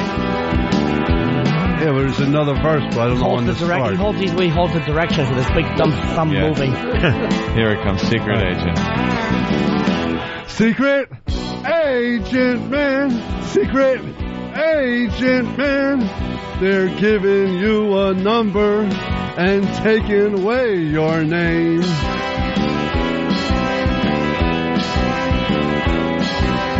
Swinging on the Riviera one day. Yeah, we're back with the Opie and Anthony show. Rich Voss in studio and Oscar De La Hoya. He only has a few minutes, we just found out, but sorry to make you wait in the green room there, Oscar. No problem. One of the greatest. Don't mind ever. at all. Yeah, it was a little strange. Oscar walked in and saying hi to everyone, and we're meeting him for the first time, and then he points at Rich Voss and goes, "Weren't you on that comic show?" Last Comic Standing, right? Man. Yeah, Last Comic Standing. You don't know how much that hurt. It hurt the rest of us. You would have been better off if you just slapped all of us in the face and then shook Rich's hand. Actually, you know what? Now that I think about it, you guys look familiar too. I've seen you somewhere. I don't know if he's telling the truth, but I'm going to go okay just to blow out your stupid candle. While you hang in rest areas? How does that look familiar? Oh boy. You know what he could do, right? Are you crazy? Are you crazy? It was a joke against Norton. And Kenny, if anything happens, do not protect Rich Voss. Let it just happen, please. I'll get a lot of enjoyment out of that. Well, Rich, the one you know, has a question for you. Why don't you ask him the question that you asked us just before he walked in? What's up, Rich? No, I was just saying. Talk to me. The who do you think your toughest fight was? Like, you never fought like Hagler or anybody like that. No, I wouldn't even think about that. But you never fought Hagler. I just want to say, what year was Hagler fighting? He was 70s, right? 70s. I was just born. But so that's what I just wanted to ask you. If you ever fought Marvin Hagler, and who is next? LaMotta? You want to know if you ever fought LaMotta? Or Sugar Ray Robinson? Do I look that old? Hagler you ever fight Jack Johnson? Jesus, Rich. Yeah, are you trying to say that he looks that old? He wants to know. He doesn't even look like a fighter. That's how good he looks. He doesn't look like he's ever been hit. Like, I met Thomas Hearns, who was kind of like punch drunk, and he could barely talk. He doesn't. You know, now to think about it, didn't you win Last Comic Standing? He's basically saying, "Where's the funny?" He's basically telling you, "Where's the funny?" Or he's saying you talk like you have cerebral palsy. Because that's the guy I wanted this year. Josh Blue. Yeah, Oscar, why no scars? You got a great cut man, doctor. Good cut man, good doctor. It looks like your face has never been touched. You know, it's funny. Looks like a goddamn actor. You know what I truly use is after every fight I put cold steak in my face. Really? Yeah, I do that. And works? it really works. It really does. So. Dude, you've won 11, unless this is wrong, 11 world titles in 6 different weight divisions. Yeah, in 6 different weight classes. So. Is it easier to get heavier and fight or to get lighter and fight? I think it's easier. It's tougher to obviously jump different weight classes. I mean, that's why you don't see many fighters do it. But you know, it's been. I fought what's his name, Bernard Hopkins, who's a partner of mine now, at 160, middleweight, and he was just too big. Just too big. I mean, this guy's huge and too strong. What weight were you more comfortable at? Like in the 130s, 140s? Oh, 140s. Yeah, 147. So that's where I had my best fights against, you know, the Sugar Shane Mosleys. And I had this fight against this African kid, I Corte, which was a classic. I mean, so. Well, Shane Mosley, he beat you twice. Yeah, he beat me twice. And that was, have you ever beat him or no? Nope. He's just the guy that had your number. Yeah, bring that up. Well, he mentioned him. I believe me. I wouldn't have poked him with that one. Well, that's what you get for mentioning Rich Voss. You saw him on TV. I have to bring up Mosley. Why? What is it about him that gave you such trouble? You know what it is? His speed. He's just a fast fighter. I mean, he doesn't really hit too hard, but he's a fast fighter. And how quickly do you know? I think I'm in trouble with this guy. Right from the get-go. Really? Right from the first punch. So what happens? You make it through the round. You sit down. Do you say that to your corner guy? Do you go, look, I'm in trouble here, or do you try to, you know? You kind of keep it to yourself because the camera's on you, and you don't want like millions of people watching you saying, "Holy shit!" Yeah, like this guy. Oh my God, I'm getting my ass handed to me out there. So. Wow, that has got to be rough. That's unbelievable that you know from the first punch. Right from the first punch. Literally from the first punch, you know. And the speed, the power, you know. And the other way around, do you know from the first punch, like, man, I got this guy. Exactly. Yeah. Exactly. It's funny, but that's the way it is, yeah. So you've gotten punched by somebody and went, 11 rounds, 2 minutes, 58 seconds to go. Well, this kid I mentioned, I Corte, I mean, I literally thought he had bricks in his hands. I mean, the first punch he hit me with, I said, whoa, I mean, check these guys' gloves. I mean, this guy can hit. And it lasted 12 rounds. And in that last round, I had to win the last round to win the fight. And I had him on the ropes for like a minute, just punches after punches, and he wouldn't go down. And this guy just was, I mean, he was an animal. And you beat him, though, right? I beat him, yeah. Who have you, you've lost 4 fights. I mean, 38, what is it, 30-4? His record 38-4, yeah. You lost to Mosley twice. Hopkins. And who was the other one? And the other one was Trinidad, Felix Trinidad. Is that 3 different weight classes? That was, 3 different weight classes, yeah. The Felix Trinidad fight was a little, I would want to say a little controversial. I think that fight there should have gone my way. I think it should have gone my way, but you know, judges will be judges. Do you guys ever there's certain judges. Do you look at certain judges and go, all right, I know this guy is going to, do you have any power of having almost like a judge in a trial? If you feel he's biased, you can petition to have him removed. Is it like that in boxing? If there's a judge you feel kind of has a problem with you and you don't. You can beforehand. They give you a list of judges, but I mean, in this game in boxing, I mean that's one of the problems we have is that judges, you just never know who they're going to go for. You know. Was Tyson as a fighter? Was Mike Tyson? I watched Tyson. It was like the whole country. All we're doing is waiting for him to recapture what we saw in 1980, which obviously not going to happen. Right. Was he as great a wrecking ball a fighter as everybody thought, or was he just really did have a bunch of weaker fighters that made him look like he was invincible? Tyson was an animal. I mean, this guy. We probably won't see another heavyweight champion like that in many years. You know, I have a little 8-month-year-old son, so I think in about 20 years we'll see, see him up in the ring, training him already. Yeah. Who's your idol? Is it Chavez? Chavez, Julio Chavez, Sugar Ray Leonard, Marvin Hagler. Who do you think is the greatest fighter of all time? Of all time, I would have to say Sugar Ray Leonard is up there. Obviously, I mean, Muhammad Ali. Joe Louis was studying his fights. I think he was one of the greatest too. So, how about Foreman? Foreman was good. Foreman was good. He was just good, though. Okay. He was good. He was. Yeah, but he also retired when he was at the top of his game, so you don't even know what he was capable of doing. Yeah, exactly. And then comes back when he was 38 or something like that. He came back, I think, at 50, didn't he? No, he was in his 40s to fight. I know he worked his way up and he fought Holyfield and he lost. I think it was a 15-round decision, I want to say, or 12-round decision he actually lost.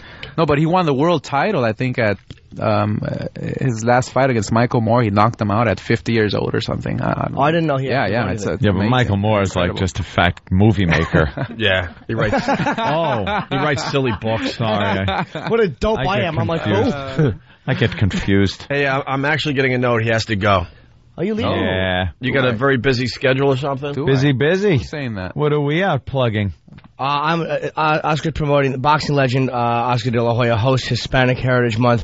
The world premiere is September 29th. Is that tonight? I'm really bad with tonight, dates. Yeah, September 29th. Which is tonight at 8 o'clock on, it's on the history. No, that's tomorrow. All right, I'm just glad I didn't screw up. Oh, Jimmy. But wait, Oscar and I made a mistake. I've been hitting the heavy bag lately, too. It's funny. I was going to talk to you about, like, maybe your methods are similar to mine or whatever. The great Oscar De La Hoya hosting, it's tomorrow night, 8 o'clock on the History Channel. And right now, it's cool. His camera crew is in here filming a documentary. Is this part of what you're showing tomorrow? No. This is what we're showing tomorrow is a documentary on the Mexican-American War. Since it's Hispanic Heritage Month, I thought it was a great idea to show, what really happened in the Mexican-American War, where it happened, why it happened. So I think it was a good educational piece especially for youth of today. So, well, this is why you're a nice guy, because the fact that I asked about a man filming right now, is this being shown tomorrow? Yeah, on national I was going to bring that up. He should have just smacked me in the face, but he politely answered because he's a nice guy. It's live right now, Jim. I'm really happy you came, man. We really are. I mean, it's very rare you get. He's the most famous guy we'll probably ever have in the studio. I'm really happy that you. I doubt it. No, there's no one bigger than you in the world. Appreciate that. We're going to have in here. I mean, who? You? Maybe Jet Li. All right, you're probably second to Jet Li. Oh, Jet Li. What about Pedro?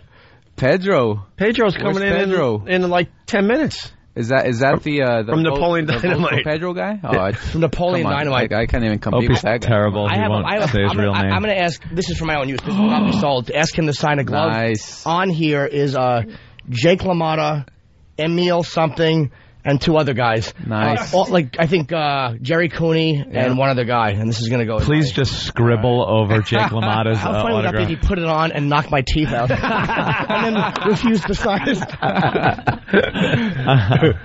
Very good. Well, thank you for coming, man. We're really sorry you're leaving. Absolutely. And one more time, man. One more time. It's tomorrow night, 8 o'clock on the History Channel, hosting a Hispanic Heritage Month world premiere about the Mexican-American War. Yeah. Okay, good. Remember that one, Jim? It kind of sucks we only had a few minutes with you, but they are handing me notes, so you must have a very busy schedule today or something. Hey, Rich, do you want to ask him if he was around boxing, maybe doing like stuff with the troops during the Mexican-American War anymore? Yeah, one more question from Rich Voss. Go ahead, Rich. Carlos Mencia, funny, not funny? What do you think? Funny. I don't have a question. Boxing question. Gentleman Jim Corbett. A boxing question. I asked greatest fighter of all time. Come up with something for him real fast before we go. His wife's helping him. This should be a doozy. It was a great fight to thrill in Manila, but the fight before it was Jeff Smith and Kareem Allah. I have nothing. Wow. Oh, boy. You got Oscar De La Hoya and you mentioned a guy named Jeff Smith? What are you talking about? What's the most realistic boxing film that you've ever seen? Like, which one shows fighting and fighters the way it really is? Well, you can't go wrong with with Raging Bull, obviously. Yeah. But you know what? I was watching the other day Cinderella Man, and that is to me the most inspirational movie as a fighter. I mean, and that movie got great reviews, but no one went and saw it. Right, yeah, nobody went to see it, but it was such a great boxing movie, like a fighting movie, but obviously Raging Bull. What about all-time great. What was it called? When They Were Kings? When We Were Kings. When We Were Kings, with Ali. That is an amazing that was a good movie. Film. Yeah, it was. I always, when I hit the heavy bag, I basically should put on a dress and just slap it. When I hit it, I think of the way Foreman would dent the heavy bag when he hit it. I mean, he was an animal. This guy was just, and you see him now. Yeah. You see him now, and he's the nicest guy you'll ever meet. I mean, it's incredible. When he had hair, when he had hair, he was nice. Now that he's bald, he's like, I got another communique. It was the hair, you're right. Yeah. They're And it's written out this way. They're adamant about getting him out. All right. Sorry, we love Oscar. We can't help it. I'm sorry. We love him. Sorry. All right. Thank you for coming in, man. Thanks, guys. Oscar De La Hoya. Appreciate it. Thank you, Oscar. All right. Thank you, Oscar. Now you got to walk out awkwardly because we're not ready to take a break. I'll follow him out. Yeah, you can follow him out. Thanks, thank you, Oscar. Appreciate it. Thanks. Can I just get you to sign these two? There it is. Look at Jimmy getting his autographs. Thank you, buddy. That's cool. I'm thinking about getting it on video and little E-Rock's flash camera. Is that a My First camera, E-Rock? You don't have to laugh so hard at my stupid. Thank you, Oscar. There you go. Feel bad for me today. Oscar De La Hoya. Yeah, I got one. Dude, how cool is that? You got a boxing glove. Yeah, man. That's... He was cool. We could have done another half hour with that guy. Great. Yeah, I know. He was great. Jimmy gets the coolest stuff to have signed. Well, like, it's not just, sign this piece of paper. No, he went into a panic. He didn't have anything for Oscar to sign. So he sent Nosferatu back to XM to get the glove. And I thank you, by the way, to the intern who got it. I was like, why didn't I get something for him to sign? I mean, it's like, and I don't eBay any of this stuff, man. This is going to go up in the apartment, and I'll save it. But I wish I had Cooney, LaMotta, Oscar, Emil, and Emil's one of the fighters. He killed a guy in the ring years ago. Oh, yeah. Yeah, many years ago. Yeah, what year was that again? I don't, Rich. I don't know. But I heard, again, I'm not going to slander. And he had to live with that his entire life, obviously, but... The rumor I heard was that he was gay, and that it was okay, that's... All right, yeah. I knew there was a story behind this. Kind of common knowledge in the business or whatever. The story gets hot? Yeah. And there was the guy was taunting him about it or whatever, and he killed him in the ring for it. Wow. And that'll show you. Yeah, that Where would did definitely... you meet him that you got his autograph? I went to a boxing thing where I got Jake LaMotta, I got everybody. Not the dead guy, the other guy. All right, let's say hi to Nikki in New York. Gotta Nikki! Explain sometimes to Rich. Nikki! Nikki? Nikki, New York. Hello. Hi. Hey. Hi. So? You're on the air. Question, please. Question. Okay, I'm just wondering, do you guys shop at the Stupid People store to get all your guests on? The Stupid People store. What are you talking about? Where that? Retards to get on there, and then you guys think they're like so hilarious. They're stupid. Who, Oscar? You didn't like Oscar? Okay, not Oscar. All right, who are you talking about? Are you talking about me, Rich Voss? Okay, no, I'm talking about the guy that was just on singing Secret Agent Man. You don't understand the Secret Agent Man song and the humor in that? Wait, all right, so what's the problem? So he's got to be like slightly retarded, right? Well, all right, so you're mad because we got someone that's slightly retarded singing Secret Agent Man. And the segment before that, you're like talking about people with suicide and stuff. And then you have him on there, and you're cracking up at him. I know. I actually, to be honest with you, I'm on the show occasionally. This is Jim Norton, and I agree with you. I think sometimes the segments are very tastelessly mixed, and I don't like any type of humor being poked in a certain way. I feel it was handled incorrectly. Is that kind of the way you feel?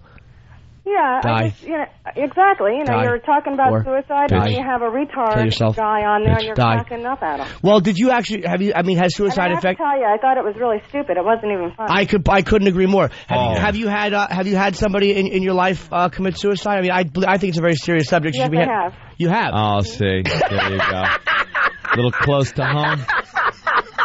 Little too close to home there, Nikki. Thanks for the laugh. That's what happens. Now that's awful, Nikki.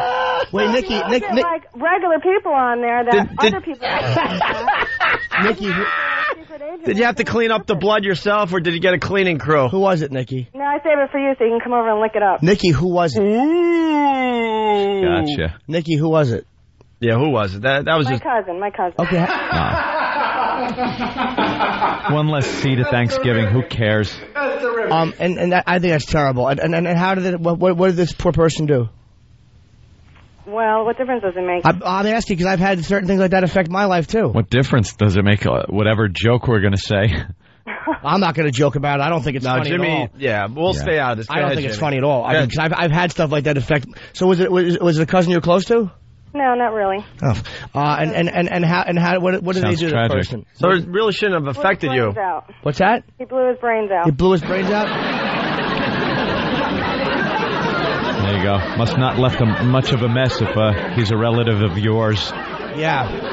That's okay that you have the laughing machine in the background laughing. Man, that's going to devalue. With my laughing machine, I rule the world. Laughing machine. What friggin' year are you? Singing Secret Agent Man. Nikki, he blew his brains out. So what happened? You know that devalued. You know that devalued all of his stuff at the garage sale. Yeah, no, he hawked all that before we had a chance to do that. Hey, Nikki. Hey, what? Do you realize we weren't even talking really about suicide? We were talking about a situation where somebody was involuntarily admitted to a hospital. Like suicide, we didn't get in depth into suicide and the reason. Like it wasn't a suicide conversation, Nikki. Okay, you took it as that. From that and you took it as that. Yeah, what? It wasn't a joke thing. It was a story. It was a real story. The show is like starting to suck. Then go listen to something else. Starting to suck. Yeah. How long have you been listening? First of all. A very long time. Very long time, and you listen on XM or on regular radio. XM. And you don't know who sang Secret Agent Man? Long-time listener, don't know who that was singing. Why don't you listen to the same thing your cousin listened to? A bullet whizzing in. Well, if your show doesn't get any better, I'll have no choice. Don't try to be cutting, Nikki, stupid. Nikki, you're lying. You called up, no one cares. You're you a bumped fibber. out. Nikki, let me tell you the reality of being a listener to this show. You decide it's not for you anymore, you go away, someone takes your place. We don't give a crap. We couldn't be happier. Don't threaten us. Don't make it like it's a threat that you're going to leave if we don't get funnier. We don't want you. Leave now. We don't care. Turn it off. We don't care. Turn it off. We don't care. We've been doing this for 12 years. The only reason you're on the phone is so we can beat you up a little bit. Nikki, do you have... So everyone else can enjoy their morning. Do you have your XM right there next to you? No, I don't. Then how did you hear Secret Agent Man? When I was getting ready for work. I was going to have you turn it up and then change the station so we could actually hear you not listening to us. It was so bad that I had to... I have a joke. All right, you want some humor? I got it. Jimmy's got a good joke. I got a joke. Jimmy's got a joke. You want humor? Shut up. I got humor. That's the only thing you get to do different. You get to curse, say fuck, cunt, and then, the people love to hear that. We're not cursing. Hey, stupid. Hey, idiot that's been listening for years. We're on regular radio right now, you dummy. You ugly broad. You're an ugly broad with no head having cousin. What do you think of them apples? What do you think of them apples? Headless cousin haver? I can't believe Nikki's my cousin. Did you have to have two boxes at the funeral home? One for his head and the rest for his body? Maybe if you were there for him, he wouldn't have done it. Right. He wouldn't have combed his hair with a shotgun. Why don't you take a flying leap, you? Hey, she laughed. She likes the show now. Two Jews walk into a bar, then they shot themselves. A Polak, a Jew, and an Italian are shooting themselves. I would have loved to have gone to that wake. You got the coffin and then a whole hat box to the left.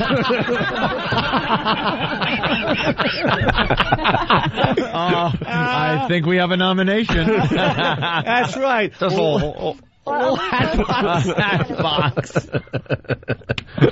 I don't give a crap about you, your cousin, or your life. That's right. We think it's a hoot. Is your last name Dwyer? Are you done, Nikki? Are you done? No. No, we could do this all day. We're going to continue goofing on you and your hatless cousin. Well, bring it on. Shut up. All right, Nikki, why don't you show some dignity and just hang up. You've been beaten up already. Just hang up.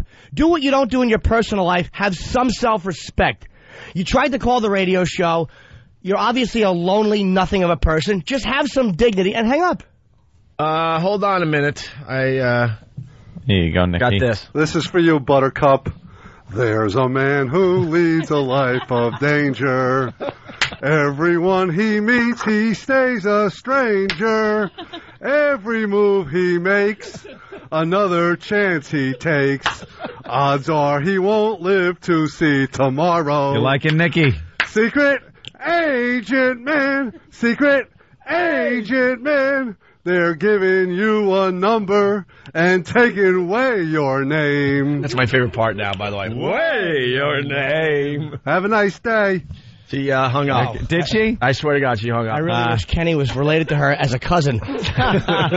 Let me just explain why I can no longer make eye contact with Kenny. Yeah. Not only did he not need a lyric sheet, he was holding the mic with both hands and shaking it like he was the third superstar in the Idol Maker. Who are you, Cesare?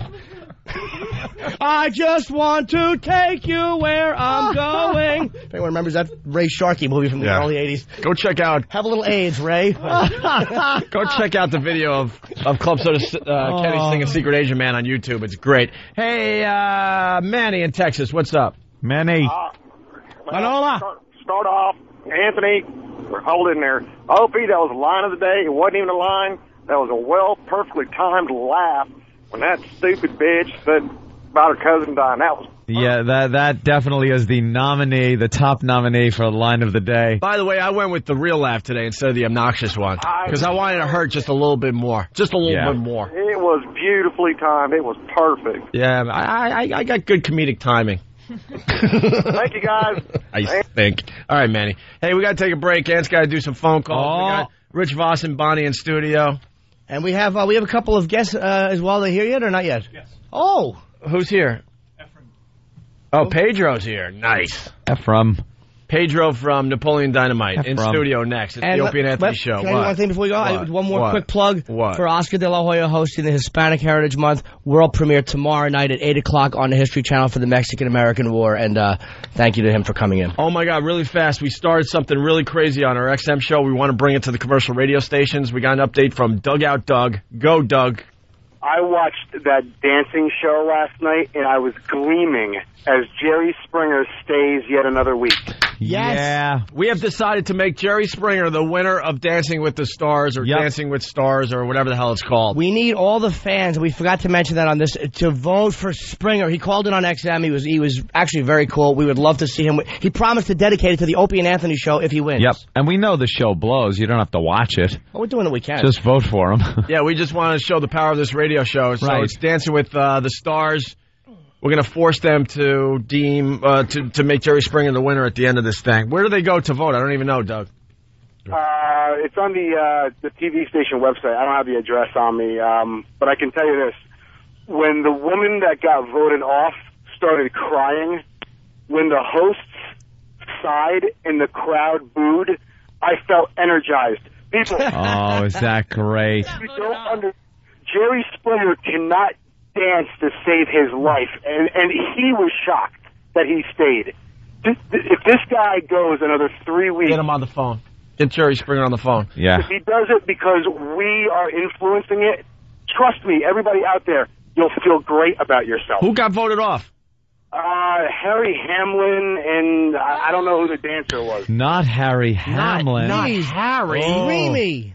Do you like him, Bonnie? Well, his wife did so well last year. Lisa Rinna? Yeah, Lips Rinna. Yeah, Lips Rinna. Lips Rinna. Oh, I like her. You ever see her face without makeup? It's a horror show, man.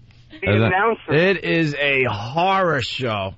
Like someone threw like just a whole cup of acid right in her face. Wow. They cover up a world of hurt with that makeup. So, Doug, your website is what, and where do they go to vote for Springer? Real fast, we got to take a break.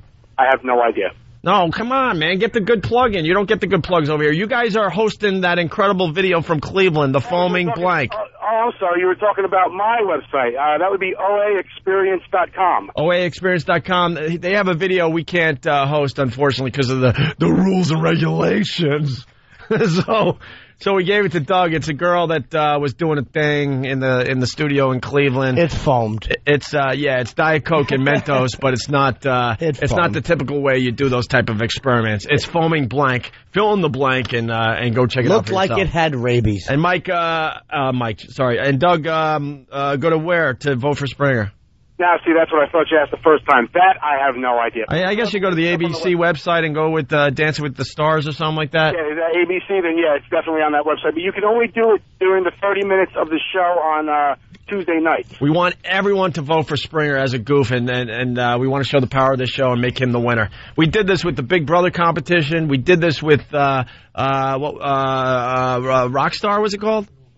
Yeah. Rockstar, we got a guy voted back on the show for a night. So we got a lot of power with this program. Hey, Doug, you're a pretty big guy, right? I remember you. Yes. You can you handle yourself physically? Yes. All right, can you email me? I got a question for you. I don't need you to beat anybody up. I just got a question for you.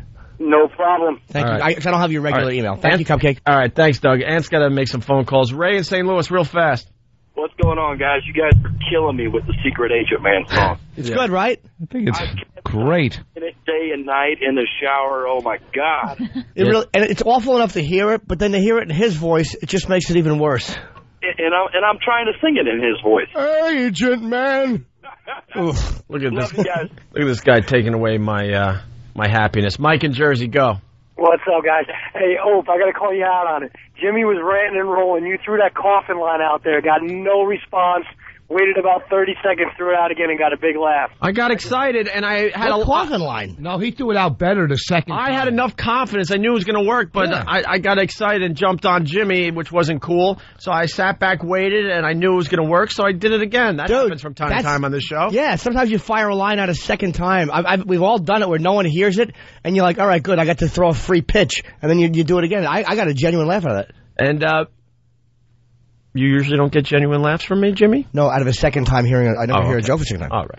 Bill from Waterford said I could take the rest of the day off, so I'm going to do that. No. So it's just going to be you and Rich at this point, because Ant's doing Fighting for line of the day. Ant's doing phone calls. I don't need to work anymore today, so it's you two. You guys just do the show. Maybe I have Oscar come back. All right. And we talk. It's Opie, Anthony, Jim Norton. Rich Bonnie. And Mike Kenny. And Is that them. our name now, Rich Bonnie? And them. Rich Bonnie. And Travis. You're checking out the Opie and Anthony show. Anthony's back in studio. Oh, yeah. I went out to make some phone calls. Make some phone calls to no less than 3 doctors that could... Oh, well, hold on. Get it? Hold on. Jesus Christ, I don't want to miss this one. Your phone's ringing? Yeah. Okay. Hello? Speaking. Oh, you actually got a person on the phone. Oh. Man's talking to the hospital. Someone's on the phone. He's getting an update on his girl. I hear about the residents meeting all the time. Yes. What do we do? I don't know. We either hear a very happy Anthony. I want to set up a meeting where my girlfriend gets checked out of the hospital. That's what I want to do. If that entails coming in and meeting and talking with you, and the end result is getting out of the hospital, then I am fully enthralled to come and meet. But no. See, another lie. I heard up to 72 hours, and yeah.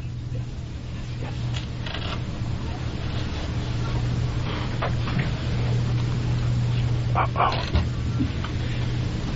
There's another thing that I'm hearing. Wait, I just want to explain to you what I'm hearing all the time. What I'm hearing all the time is, I'm not the one, or I'm this one. I'm not the one that does this. I need the person that does the signing of the paper that gets my completely sane girlfriend out of an insane asylum. That's what I need immediately. Where is Dr. Sanders? Where's... Okay. I try to... Oh. Hi, Pedro. Right. Pedro just gave me a peace sign from over there. Can you say awkward? Do you understand she was... Yes.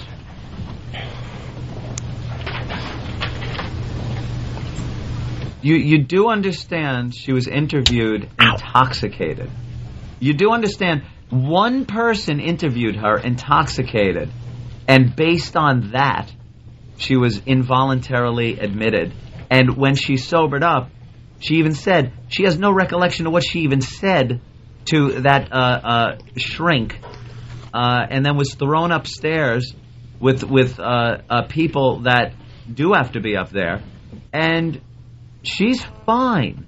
And no one I talk to has the power. See, this is what is annoying me. No one I am talking to, they are giving me no one to talk to that has the power to go, yeah, I'm the guy that makes the decision to sign out this person. You're telling me you don't.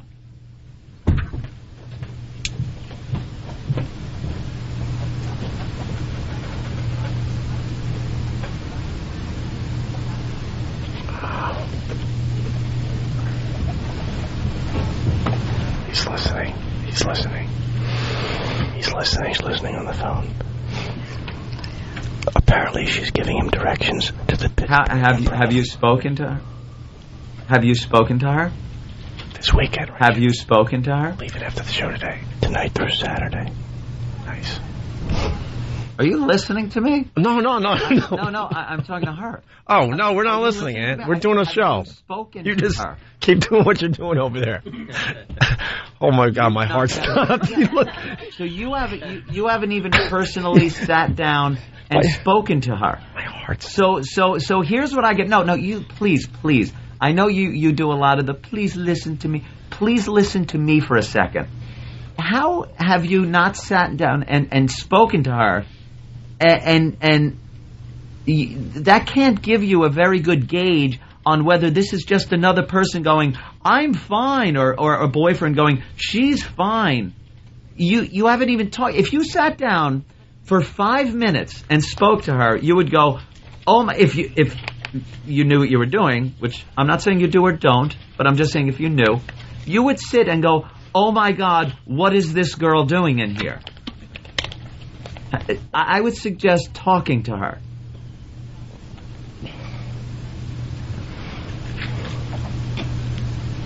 The doctors that no one...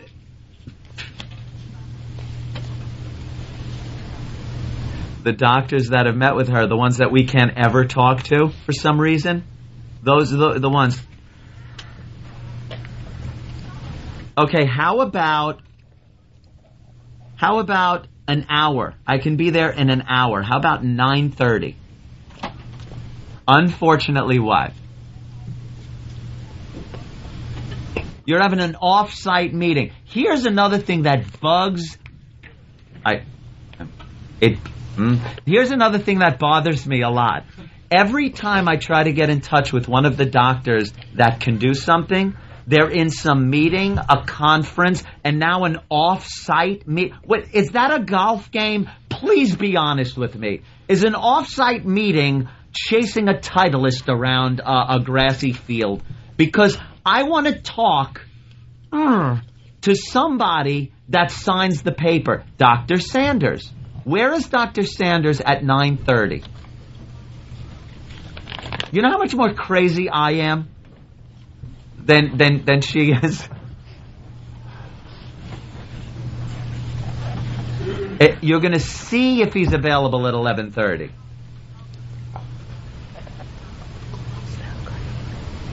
So, Pedro, you're in a new movie? Yeah, you can't speak for them. Yes. I'm not asking you to speak for them. I'm asking to speak to them. You don't understand how frustrating this is. And no matter how much of the voice you put on, the calming thing they teach you in school, I am fucking livid. You don't understand how upsetting this is because she is so upset. Because she got drunk because her boyfriend of 7 years, who she's never had an argument with her. And she decided she was going to get drunk, like I did 2 nights before that, because I was in an argument with a girl that we had never been in an argument in 7 years. And she went on a bender. That's it. And now an interview she had with some shrink, totally wasted, comes into play. I can't get an answer from anybody. I can't talk to a doctor that can give me an answer. I talk to people like you and like the nurse desk and people that blow me off and give me these bullshit answers about how we could set this up. There's no guarantees. This, that. I want an answer.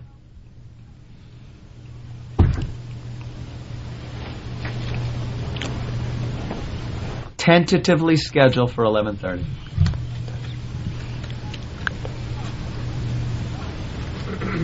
$12:31. How was it working with Jessica Simpson?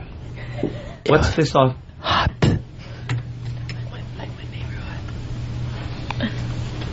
You know what, though? This is what happens. I was being straightforward. Someone said they were being straightforward to me yesterday also when I was promised a phone call from Dr. Sanders, which I never got. This straightforward crap isn't working. I'm not believing it. I'm seeing a bunch of lying people here. A bunch of people that are putting me and my girl off. That are pushing things hours ahead until conveniently enough, oh, it's too late. You know what I want to do? I want to meet with someone ASAP so she could get out of there today. Today.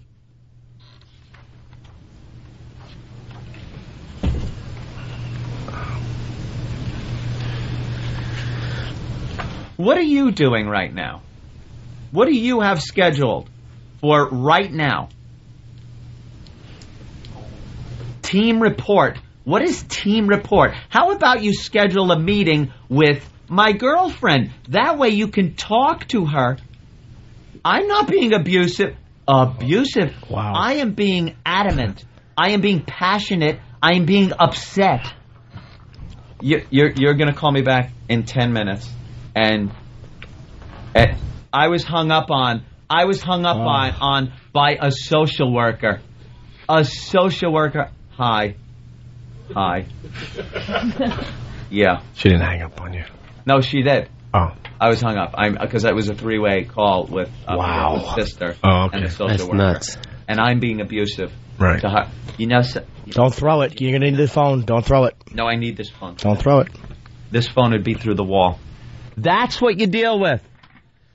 That's what you deal with the medical community. It's off-site thing. The past 3 days have been nothing but this off-site, these vagaries of what these doctors do.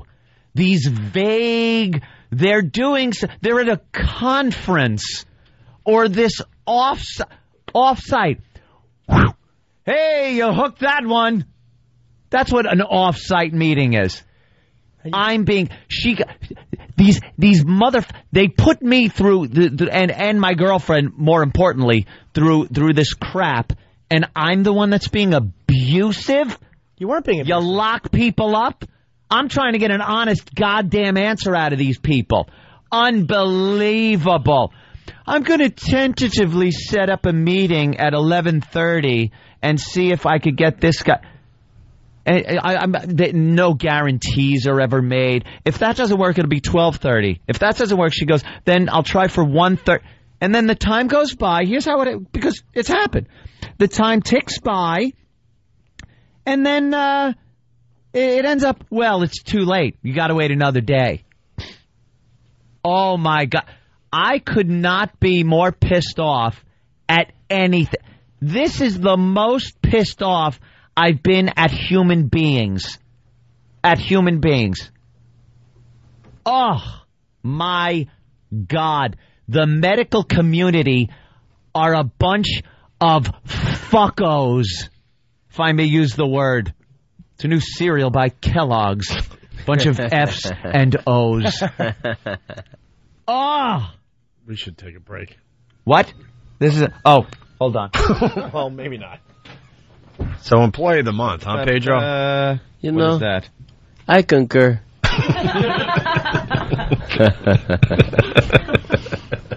No. Oh, boy. What happened, Ant? What happened? Nothing. I'm just getting a text from my girlfriend's sister. She just got to, call that woman back, I guess, and give her the rational good cop portion of that program. Right. Yeah. What kind of social worker, because you weren't being abusive, you were just annoyed, interprets that as abuse? You see how they overreact. What she can't handle having a heated discussion with someone who doesn't agree with her? No. Ugh. That's a social worker? Jesus. If they aren't all nice to her, she loses it and hangs up. What a pig. Unbelievable. All right, we're going to take a break. All right, I'll make one more phone call. Monsters. You're leaving? No, if we're taking a break. Yeah, we're taking a break. I asked Mark if we could go late on this side of the show. What did he say? We're still talking to him. What is he? He's having an off-site meeting? What's the problem? We go late. If the affiliates want to keep going with us, then they keep going with us. That's what I say. Okay. Do you ever see the way Mark's slacks fit? It's Opie, Anthony, Jim Norton, and Pedro. Hello. Employee of the month? Employee of the month with Dane Cook and Jessica Simpson. kidding, What? man. Holy Jesus, sorry you've been there. No, I'm right there. I'm right there with you. Yeah, we'll talk to him next, Sure, okay? sure. Can I go right now? Go for it, dude. Go. Your real name's Efron? Who's that? Efren? Efren. Efren. Yo, what up? Hey, how you guys doing? Hey there, hi there, ho there. What? All right, we'll continue in just a bit. It's Opie. No worries, man. And a lot of other people, including old Jimmy Norton, who will be at the Pittsburgh Improv all weekend long, starting tonight. You're checking out the Opie and Anthony show. To the affiliates, we're going a little late today. We might make it to 9:30. If you want to continue with us, great. If you want to play some classic rock, do that. Whatever. Do what you have to do. But we're going a little late here before we move over to XM exclusively, okay? Look at Boston. Leave it to Boston with that call. What? Where? Line 3. Oh, okay. I wasn't going to go there, but No. Mike in Boston, what's Hey, up? Mike. What's up, guys? How you doing, Mike? Hey. Yeah, I'll leave it to Boston, right? Listen, common sense isn't working. Being civil isn't working. Walk in, walk out. End of story. Deal with the repercussions afterwards. Well, Mike, that was the in case of emergency break glass, and I was getting very close to that point where I was going to pull the Cobra up, and you would see a wonderful Fox 5 would probably cover it. A wonderful high-speed chase in of a Shelby GT 500 Cobra. And probably would be great is one of those new. What are the cops using these days? The new pursuit vehicles, the Chargers. I'd blow the doors off. I defy any cop out there to catch me in their Charger. I'm putting a challenge out to the police. Oh, great. No charges. I'm kidding. I'm totally kidding. Please, police officers. He's lost his mind. Now he's attacking the people that love us. Hopefully all I could do is throw my pile of PBA cards out and hope it covers his windshield. Hopefully you got a full house. But no, dude, it was like you were saying. Like, you go fast in that car, and what are they going to do? Stop you and look at and like find the car? What are they going to do? Cares? Right. Who cares? I got a couple of keys in the trunk. Fine. You think I'm popping the trunk for them? They're going to have to work for it. I love when people try to tell you what you can do. Dude, if the police officer doesn't have a comment and say, please, you don't have to let him search the car. You can go. You're free to go. Well, committed a crime, man. Just walk out of the hospital. No, actually, it is a crime. We got an update. Late breaking news. We went into the break, and Anthony went into the office to make some more phone calls. I got a call, waiting, as I was talking to my girlfriend's sister, who was, going to play the good cop to my just what you heard on the bad cop to the social worker. And I guess she had a couple of minutes to think it over, the social worker, and I got a call back. And I do have a meeting to go to at 11:30. She goes, come in for the meeting, and your girlfriend will be discharged immediately after the meeting. She goes, everything is being set up. She will be discharged. I think that might have gotten to. I think actually either that might have happened or they will commit me based on that phone call. Could you do us all a favor and have the meeting in the parking lot? Because I think maybe it's got to be a public place. Maybe on a picnic table so you have a chance to run if they do go after you. So far it looks like good news because there is she spoke with everybody, all the parties involved. Meeting 11:30 just to meet face to face, and then everything is being put through, and she will be released. Please show up in the Nazi helmet. You want me to show up with the Nazi helmet? But please don't mention it. Just talk very logically. Just talk completely normal with the Nazi helmet on? Say, look, the problem with psychiatry, and then just have the Nazi helmet on. Tell her she's being so glib. Yes. Say, I say, look, this is a big problem here. I'd like to exterminate it. I think I have the final solution to this problem. I want you to show up with just your underpants on and black socks. And the Nazi helmet. And the Nazi helmet. I'm here to get my girlfriend. Hey, really fast before we move on. We have a guest. Yes. Tomorrow's the last day of our production contest that went horribly wrong. Went so fast. Went horribly wrong once again. We're just trying to give you guys some cool stuff, and I don't know. We'll have to go back to the drawing board on this. Oh, who knows? We'll see what the top 5 entries end up being. Mm-hmm. But we've been asking you for a production piece about the Opie and Anthony show. And next week, we're going to announce the best 5 entries. You have one more day to submit your entry at 923freefm.com. Tomorrow morning at 9 a.m., that's it. No more entries can be submitted. You better hurry up with some good ones. And then next week, we'll give out 5 MacBooks to the best 5. All right? All right. It has everything you need to explore all your creative possibilities, and you can take it with you wherever you go. Head to the Apple Store or apple.com to check it out for yourself. And I'm leaving for Pittsburgh right after this. Because I know you're not going to make your meeting, by the way, because you have to be on until 11. Oh, yeah. Yeah, that's going to happen. So, I'll be... Wow. What time are you leaving? Whenever you are, boss. Oh, my God. That show's all yours, Rich. Opie's leaving, too. Oh. I didn't even bother turning your mic on. Sorry. Oh. Yeah, I will be leaving a little early yeah, me too. Today. Hey, who is this IMing me on such a happy day with, let's see, no sound? Uh-oh. Oh, someone's been... Okay, no, I'll throw him the bone. I'll turn the mic back on. Don't IM a thank you, or I will bounce you. Steve turned it off. I asked him to, because we were talking. Oh, Steve. About decisions he's making in his personal life. I didn't know they speak bear. I understand him. Can we say hi to Pedro? He's been sitting for an hour. I know. I feel so bad. I'm sorry. No. There is this tremendous personal issue going on, and it's finally being resolved. I think you should show up with a Nazi hat, your boxers, your black socks, and a Vote for Pedro T-shirt, and you'll be fine. I hate you because of those Vote for Pedro shirts. I love Napoleon Dynamite. Yes, that's him. Oh, wow. Of course it is. I love... See? No, but the Vote for Pedro shirts. Yeah, could you... I think I built her a cake. You see? Perfect. That was my impression of you from Napoleon Dynamite. It was very funny. But very funny. But wherever you go is the Vote for Pedro T-shirt. That's got to make you happy, but to see it over and over and over again, wherever you walk in Manhattan, every kid has a Vote for Pedro T-shirt. Did you get tired of seeing our billboards on the buses? No, because it's about us. Right, because it's about us. And that's what he's thinking. If I had a sweatshirt that said Opie and Anthony, of course I'd be supporting it every day. Yes. Can I make an observation? Usually we have a fun show, a lot of chuckles. Yeah. And Pedro, real name I can't pronounce. What? Walks in the door and he's all happy, like he's like light in his step, has a little spring to his step. Of course. He walks around the corner over there, and all he sees is all hell breaking loose with you on the phone, yelling and screaming at somebody in a hospital. And his whole mood changed. He tiptoes to the couch and sits down and doesn't say a word pretty much for an hour. I gotta apologize. He's just been sitting there for an hour. You walked into a really stupid radio show. But he got it, though. He just stopped and was like, oh, okay, something weird's happening. Something odd is happening. You hear a man on the phone with a psychiatrist on a radio show. That, commitment and problems. Like, okay. Yeah. This is a serious issue. Yeah, it was a little much. It was not like your normal morning zoo show. I felt right at home. Did you? I was like, Mom, Dad, are you here? No. What? Couple issues. Everyone's got their cross to bear, you know? Yeah. It just happens. But, yeah, hopefully that's all straightened out.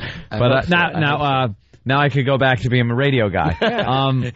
New project? Employee of the Month. Employee of the Dane Month. Cook, Jessica Simpson. Dane Cook, who is just blown up. Yeah. He is I huge. love that guy. He's doing SNL this weekend, right? Yeah. The premiere, I think, right? Second time, yeah. I gotta officially announce it. What? He's gotten too big for the show. What? It happens. Has he? It happens with all you guys. We get you on the way up, and we get you on the way down. Who's the musical guest? I don't know, but Dane Cook has done our show over the years. He did our show in studio and a phone call to promote his HBO Tourgasm, right? What was it called? The Vicious Circle. Yeah. The Vicious Circle, which was unbelievable. He's in town. SNL doesn't need us anymore. You know, he should be in studio or at least calling us. Is that going to happen? Where's Roland? Let's get rolling. Where's Roland? Yeah, let's get rolling. Are we getting dinged? I hear a phone ringing. Uh-oh. Keep talking. We regret next week we're going to get him. We get to inform you. Text. Hold on a second.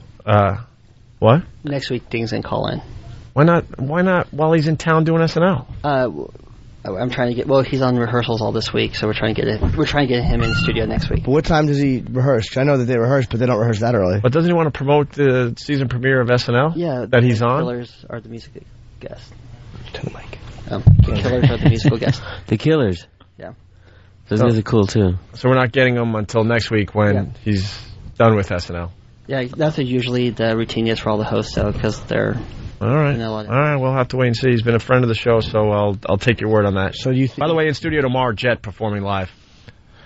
If you guys get, and it might happen, we don't know, but Arlie Ermy, the drill instructor from Full Metal Jacket, if he's here tomorrow while I'm in Pittsburgh, oh wow, I'm going to set fire to the Improv doors and all shows will be canceled. If I miss the drill sergeant from Full Metal Jacket to be in Pittsburgh, I will shoot myself and everybody in the room. And Matthew Modine next week, too. Oh, that's a show you should go to, then. But it's going to be a hot ticket. That's right. Then your cousin will call in next week. All right, so the new movie... How did we all bomb on that one? That was like a softball lobbed up, and it was 3 big swings and 3 big whooshes. Yeah, well, that's why I was going right back to Pedro to save the day. Hey, guys. Hey, before we talk about the new movie... All your wildest dreams will come true for sure. Before we talk about the new movie, I'm sure you've answered this a million times. Yeah. Napoleon Dynamite. You came out of nowhere, right? You weren't acting or anything like that before that movie? What? Were you acting? Or were you? I don't know. To be or not to be, that is the question where there's no one in mind. So you did high school plays like I did. High school plays. I was doing theater in Los Angeles for a while. Yeah. I was in Bye Bye Birdie. Have you heard Mockingbird? Yeah. Right? Ooh. I was one of the singing teenagers. Of course. Yeah. I did that too in high school. I studied Shakespeare and improv and Viola Spolina's work and Uta Hagen and Stella Adler and Sanford Meisner and Isn't that Chekhov and Stanislavski's work. So how does it feel like as an acting? Because I've done a little acting, being the operative word, to have done like all that stuff and all that training. And then you get known for this weird role, and it's like everybody calls you by that character name. Well, there's the inside work and there's the outside work. Everybody recognizes me as the outside world of the work. And it's always about the work. You do theater and you study like Tennessee Williams and Arthur Miller, and David Mamet, and it's there's three parts to it that I always see it as is acting for the artist, right? Acting in the business and acting in the business of Hollywood. For the artist, it's always about the self work and how to improve your technique. And how to master the craft. The acting in the business is understanding who the directors are, the producers, and cast directors. The business of Hollywood is like the whole, dealing with the fans and dealing with the red carpet and the cameras and all the glitz and glamour. And that's all good. They don't got to tell us. So, but it's always about the work. You guys are here. We're doing the work all the time.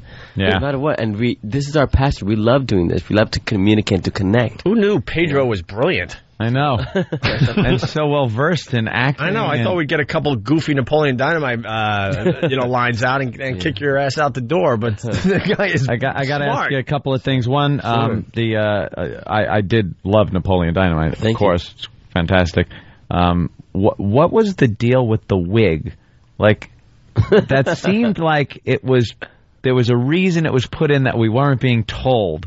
Was it just to be weird, or did something happen? The director who wrote it with his wife Jerusha, and I love those guys. They wrote what they knew, right? And his wife's little brother actually felt hot one day, so he shaved his head. It's like, so a lot of the scenes actually occurred. Like, the guy who played Kip, his little brother really ordered a time machine online. Sorry. Doesn't work. And thought it would work. So, and the whole crystals, you forgot to put in the crystal. That really did happen. Damn. And Preston, Idaho is really like that. And did you make many Waterworld jokes with your co-star? I forget her name at this point, but she was adorable in Waterworld. Tina Majorino. Yeah. I love her to get. This girl, sweet girl, really sweet girl. Yeah. And I know she's working on Veronica Mars right now, right? Yeah. Oh, is she? Yeah. It's like, I hear that show's good. After Napoleon Dynamite, everyone's career just blew up, and again with the question about how do I feel about being known as Pedro, the public eye knows me as Pedro. Then I just finished Crank just is still out in theaters where I'm playing a transvestite, and yeah, I thought I knew you.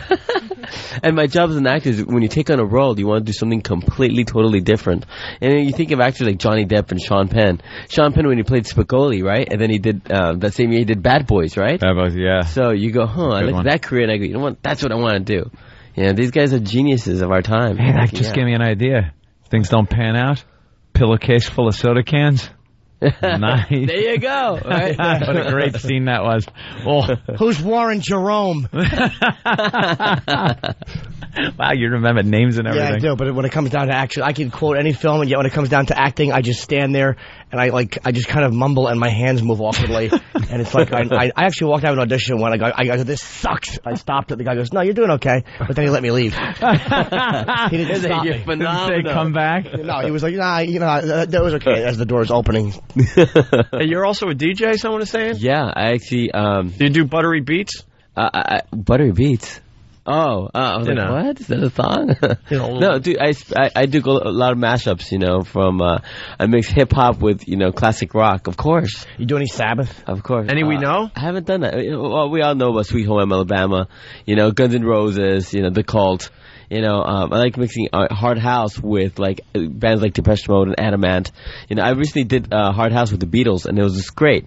I mean, you should have brought that in. We would have played it for you. Really? Well, I got a website. It's called EfrenRamirez.net, and I also have a MySpace account. It's myspace.com/Efren Ramirez. And Efren is E-F-R-A-N. E-F-R-E-N. Oh, E-N. I'm sorry. You got differently. E-F-R-E-N. You got counterfeiters on there? Let me tell you, it's Efren Ramirez, okay? You got any people on there posing as you on MySpace? I got about over 100. Yeah. You go there and you go, that's not me. It's not. Oh, you got everything wrong. It's such a trip, after Napoleon Dynamite, of how many fans and how many people who want to claim all that. I'm thinking it's not good, Yeah. So it's nothing but love, Nothing but love and stalking. I'll tell you guys, I was shooting Employee of the Month, and it's like we were shooting at 8 o'clock at night to 8 o'clock in the morning. I go back to my hotel room, and we were shooting in Santa Fe as well as Albuquerque, and normally I would change my name like Johnny Depp. Johnny Depp would change his name to Donkey Penis, so just think about my name. So I would go back to my room, and there's a girl sleeping on my bed. And I thought, wow, room service, this is great. So I go back downstairs, I talk to the manager, and the manager's like, well, your girlfriend said she wanted to surprise you. And I'm thinking, wait a minute, I don't have a girlfriend. So, I go back up. I mean, she's sleeping in her chonies, For those of you guys who don't know, she's just in her underwear and that's it. And right next to her, she's got a bag. In the bag, she got the Vos Pedro t-shirt, the DVD, the bobblehead, and a little action doll figure, I'm thinking, what? So I kind of poke her, and I go, hey, and she wakes up. She's like, oh, I'm trying to explain herself. I signed, give a couple of autographs. We go downstairs. We have breakfast, and 2 weeks later, I end up having dinner with her family just to make sure that she was okay, And it was.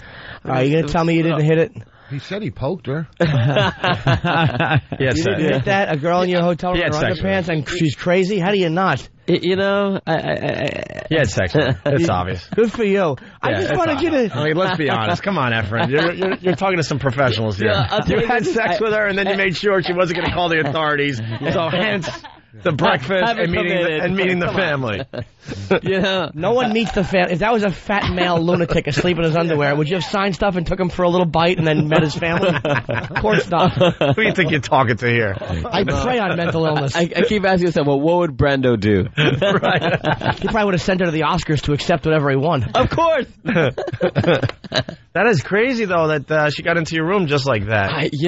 I'm thinking, maybe I should. Mind you, we were filming in Santa Fe as well as Albuquerque, so maybe they just had my name. They just figured it out. Blow it up a little bit. That's nice.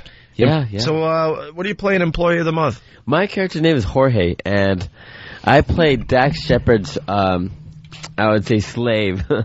It's Dane Cook and Dax Shepard who not only are fighting to become the Employee of the Month, but they're fighting for Jessica Simpson's love. And I'm best friends to Dax Shepard, and I help him out, try to figure out how to help him win the Employee of the Month and win Jessica's heart.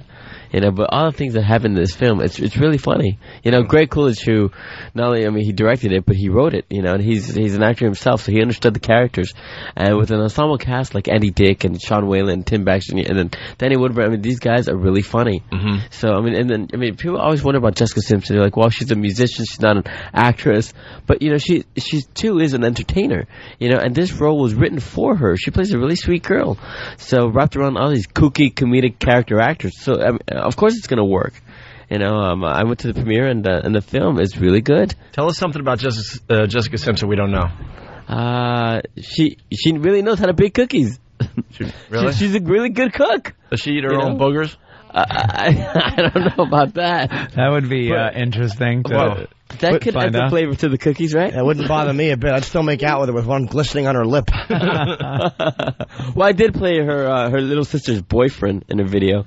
You know, did it to her boyfriend. I thought, well, you know, would that be wrong if I played your little sister's boyfriend and trying to hit up on Jessica? You know? No, not at all. Oh, well. How old is your little sister? I don't know. I just know as long as she's legal, that's fine. Yeah. Didn't something go on with Andy Dick on the set for that show? Like, didn't he, like, snap or lose it? I mean, Andy Dick's, as we all know, Andy Dick's always Andy Dick. You know, he's really wild and rambunctious, and I really love that guy. You know, but working on the set, mind you, I think we're all delirious at some point because, I mean, we're really shooting long hours. And it's like 5 o'clock in the morning, and we're all, like, strung out on Red Bull and coffee. So, and I know his you know, Andy Dick's pretty wild, and you know, there are moments when he was just nuts. I would love. I know he's probably like a friend of yours and stuff, but I would love, like, as he's going crazy, like, and being all hyper and stuff, for someone to just punch him in the face real hard and watch him just get knocked out. That would probably be the funniest thing ever to see Andy Dick do. You know what? I actually saw Grizzly Man when I was there. Have you seen that documentary? Yeah, I love it. Oh. Wouldn't you love to see Andy Dick do a spoof on, you know, Grizzly Man? He should do it on Hello, Mr. Chocolate. Yeah. Mr. Chocolate, try my Speedos. Only if it ends the exact same way. With the guy getting eaten. No spoof. Just him and Steve C. nude in the woods. Grizzly Man, did you think he wanted to commit suicide by bear? I'm convinced that I think that was his purpose in life. I was convinced that I saw that. I thought that movie was really, really interesting because he got so famous for doing this thing, and he was on Letterman and all that, and then it started drying up. Like, people were like, all right, Grizzly Man, you're out in the woods with the bears again this summer, and they weren't paying as much attention to him, and I think he was completely nuts, and he decided, you know what, I'm going to go out in a huge way here. He decided that summer to stay later than he ever did, knowing the quote friendlier grizzly bears were leaving that area, and then the more surly bears were coming into that same area. He knew what he was getting himself into, and I'm convinced he wanted to go out by being mauled by a bear. Honestly, I think his decision became emotionally based rather than well thought out, and because of that, you know, he lost focus of what he wanted to do in the first place. But there was so much anger inside him already since there's so many issues that he was dealing with, and you know, they were finally coming out, especially when he was, you know, all by himself out in the woods, you know, and he tried to connect with something. You know, if it wasn't himself, then it was with the bears, and the bears, you know, mind you, it's a flipping bear, yo. You know, it's gonna eat you up. It's not Winnie the Pooh. Right.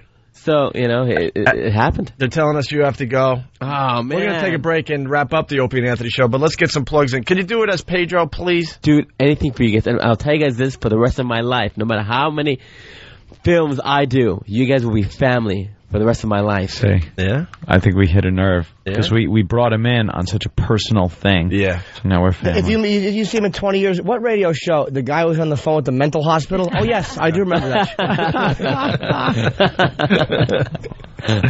It's Employee of the Month. And I gotta tell you, I gotta push this. I just signed contracts to do Revenge of the Nerds. They're remaking it. They're remaking it. Oh, nice. You're going to be perfect for that movie. What role are you doing? My character's name is Santiago. I'm a foreign exchange student from Spain. Are they rewriting it or are they remaking it? They're remaking it, but it has like a different ending, you know. Updated. And they're updating it with the new technology that's out there. Yeah. I'd hate to see him play that same song that they played. Right. It's a little dated. Yeah, but the script is really good, guys. I'm really excited to do this project. Vote for Pedro? Or something. Are you happy to have a white family now? Oh, yeah. You know, it's like, oh, wait, you guys are white? What, Rich? What? I don't know what you mean. Try the wine. This is his family now. Oh, he's walking here. He's walking. Where are you going? Yeah, he knows he's bombing. All right, Efren, it was a pleasure. Efren Ramirez from Employee of the Month. It's my pleasure meeting you guys. All right, we're going to wrap up this mess next. Wait, we got to plug Employee of the Month. We did. Oh, okay. What movie are we plugging? Open Friday Wide. With Dane Cook and Jessica Simpson and yourself, and who else is in it? Dax Shepard, you know, Sean Whalen, Danny Woodburn, Tim Bagley, and Andy Dick. This Friday. Oh, and he also likes banging stalkers. Sleeping lunatics. Yeah. Poking. Yeah, they can all find me on myspace.com/Efren Ramirez. Hold on, Roland has something. Roland what? Oh, Roland. Roland. Yes. The movie's out October 6th. Why? Oh. Why? What's out? All right, a week from Friday. What's out October 6th? Can we just leave the show? What? Play of the month. I also have Crank, right? Crank. Yeah. All right, the wheels are falling off. Efren, thank you. Efren Ramirez. We're trying to figure out what to do. It's been a crazy morning. Should we just leave? Uh-oh, phone call, though. Phone call. That wasn't me. Who was that? That was me. I'm sorry. Oh, go ahead. Yell at that doctor. Doctor? No, it's my girlfriend. Oh. See, she was listening to the show. You told me you didn't poke her. Uh-oh. Or it's actually her. I'm sorry. I met this girl. I was DJing in Milwaukee. Yeah. In a club called Cannes, and this girl, she's the one, and she's really beautiful, and she's a heart attack, and her name is Romina. So, she's it. Look at him. Wait, I thought you and... your publicist, okay. Honey, I'll call you in about 5 minutes, okay? I'm just letting it. I'm letting the world know how much I'm in love with you. He's got some explaining to do. Bye. Is that the one you met on sleeping on the bed? No. If you dated her, I would just hold her. Okay. Why don't we just wrap up the show, okay? Let's do that. All right. We're going to continue over at XM Satellite Radio. Efren Ramirez, thank you. I want to get a quick shot if that's okay. Of course. October 6th, Employee of the Month premiere. There's a week from tomorrow, Friday. It was a messed up day. It looks like it's working out for Anthony. Well, I hope so. We'll know at 11:30 if everything goes. Well, no one's going to know because you're going to leave, so we'll get the update tomorrow, I guess. Yeah. All right, guys, thank you so much. Someone's going to call me and let me know about the update. Yes. I'm a part of this now. You'll know, Roland, how to. Yeah. Okay. Great. Now you'll know. And thanks to JV and Elvis here in New York for letting us go a little late. Thank you, guys. But it was just a crazy morning. So it's the Opie and Anthony Show, the O&A virus spreading across America. If you're not joining us over at XM, have a great day. The Opie and Anthony XM walkover begins now.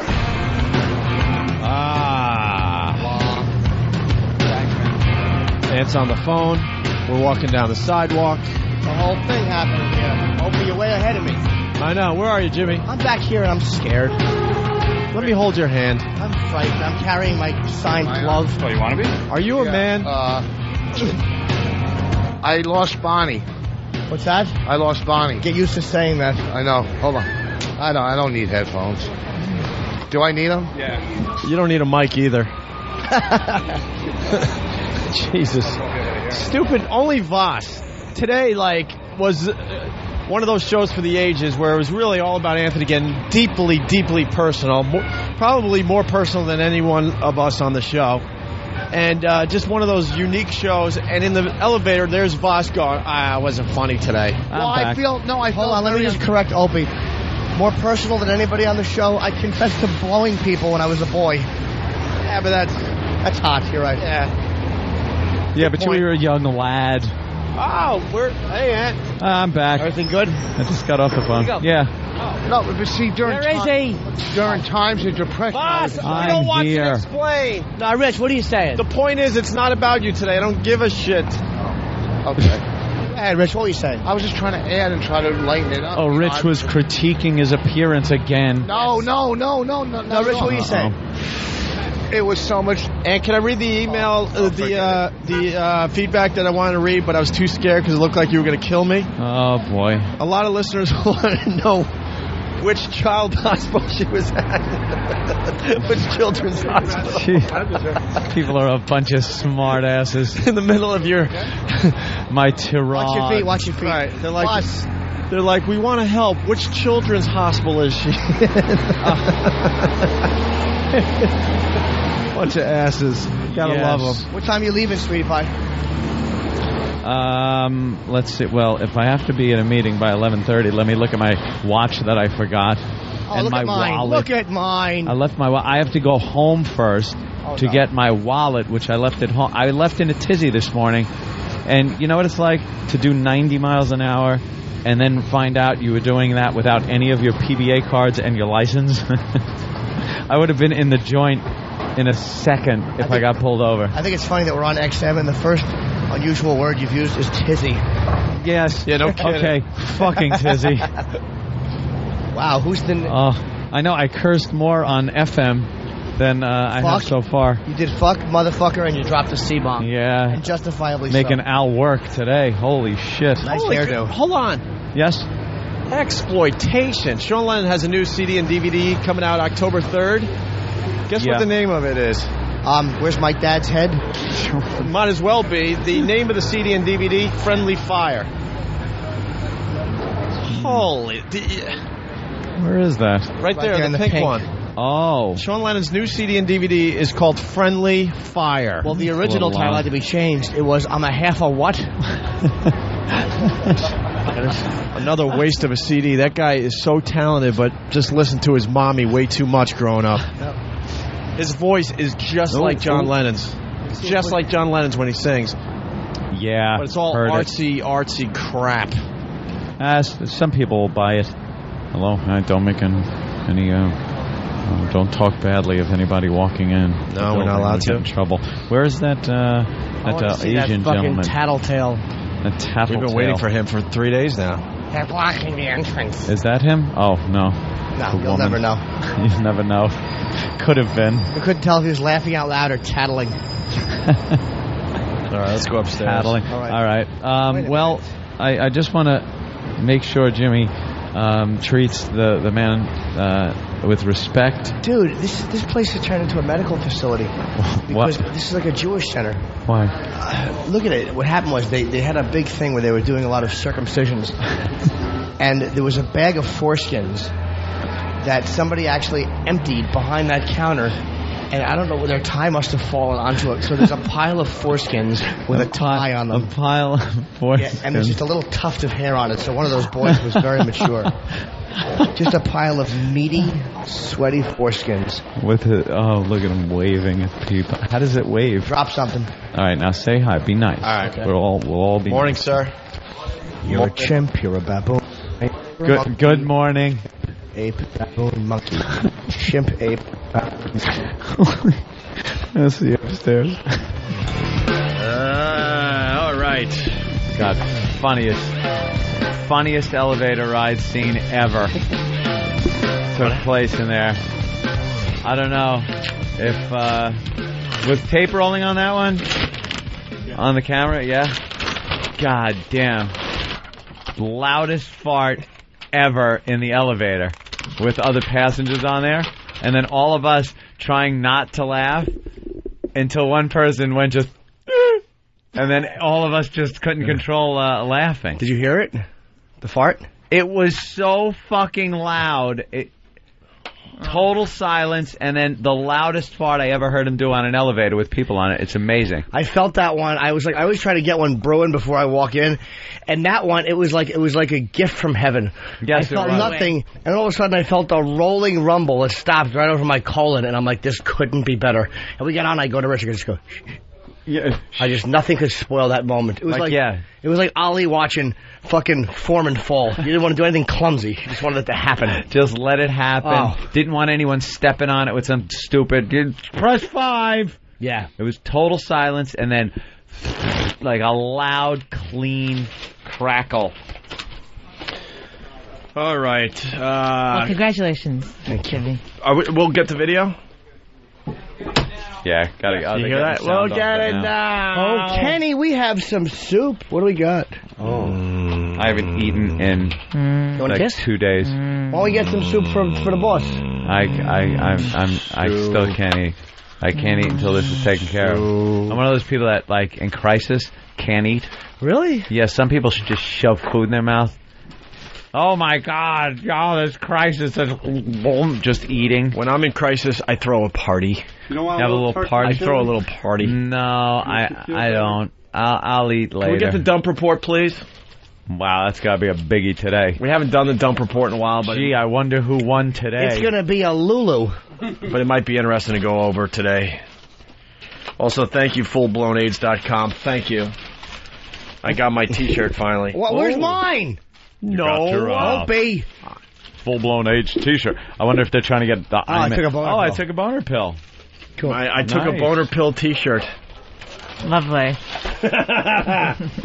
What kind of soup you got? Manhattan Fullblownaids.com, thank you. Turkey chili or 5 bean? Manhattan clam is not that bad. Hey, what's up with the Manhattan clam? Manhattan clam chowder. Clam. To De La Hoya? Oh. Anthony, caller, Anthony. Wow. Oscar De La Hoya, caller, Anthony. What happened? Here is today's dump report. Live from the Opie and Anthony Show studios, the Daily Dump Report.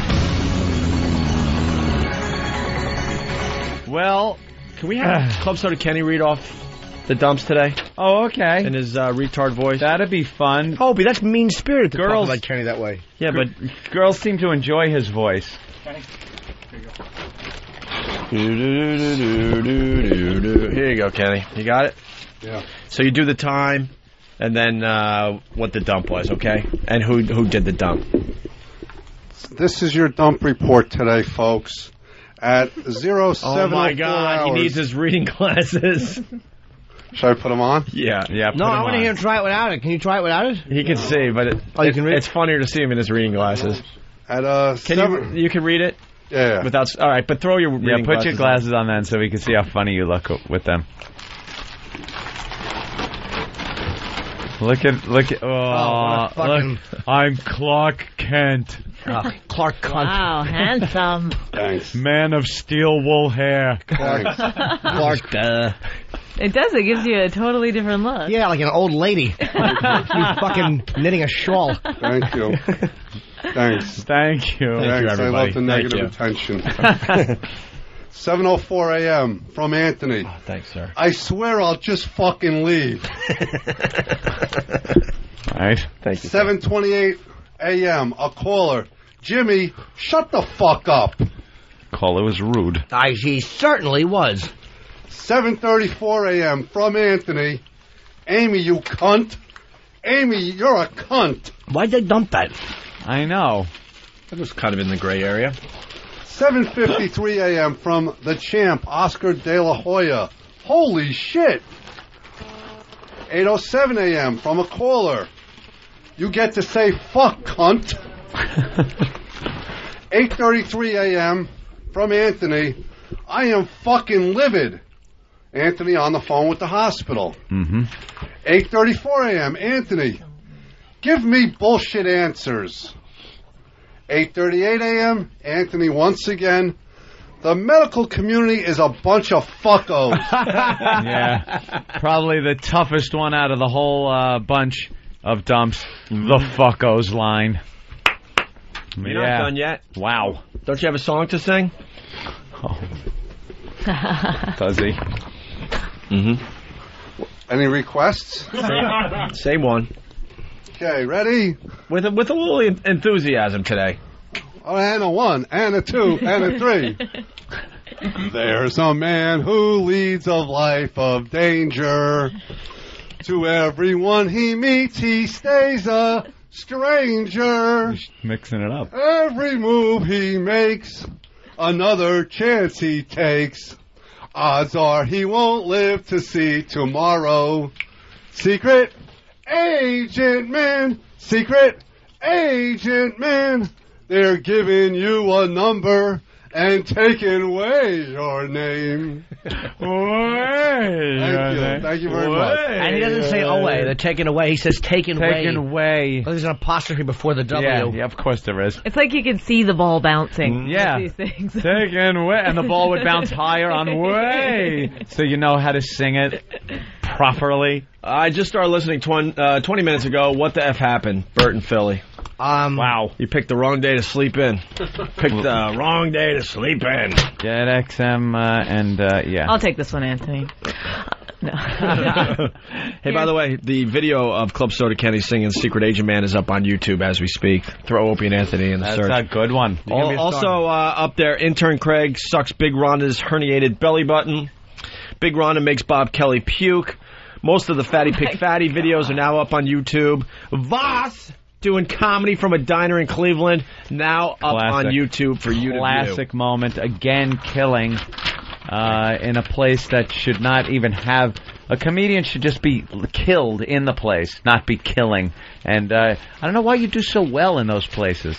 Because he's used to working black rooms where he like. It's actually better. Yeah, these are actually like easier crowds than the fucking racial hatred he's had to face and overcome for 20 years in those awful rooms. Yeah, you still want egg whites? No, I'm right. What? You still want egg whites? Huh? Ooh. What? Egg whites. You still want egg whites? Everyone's eating soup. I want a low-fat yogurt. Okay. Yogurt. Oh, no. Is that me? Oh, boy. Jesus. Please tell me they're calling to say just kidding. Yeah, right? What? Oh. Why? Thank you. I got your text. Thank you. Okay. Everything's good. That's Dr. Steve checking in. Asking if, anything he can do. Thank you. Very good. Yeah. Actually, I'm getting a little antsy about the time. I don't blame you. Because I got it.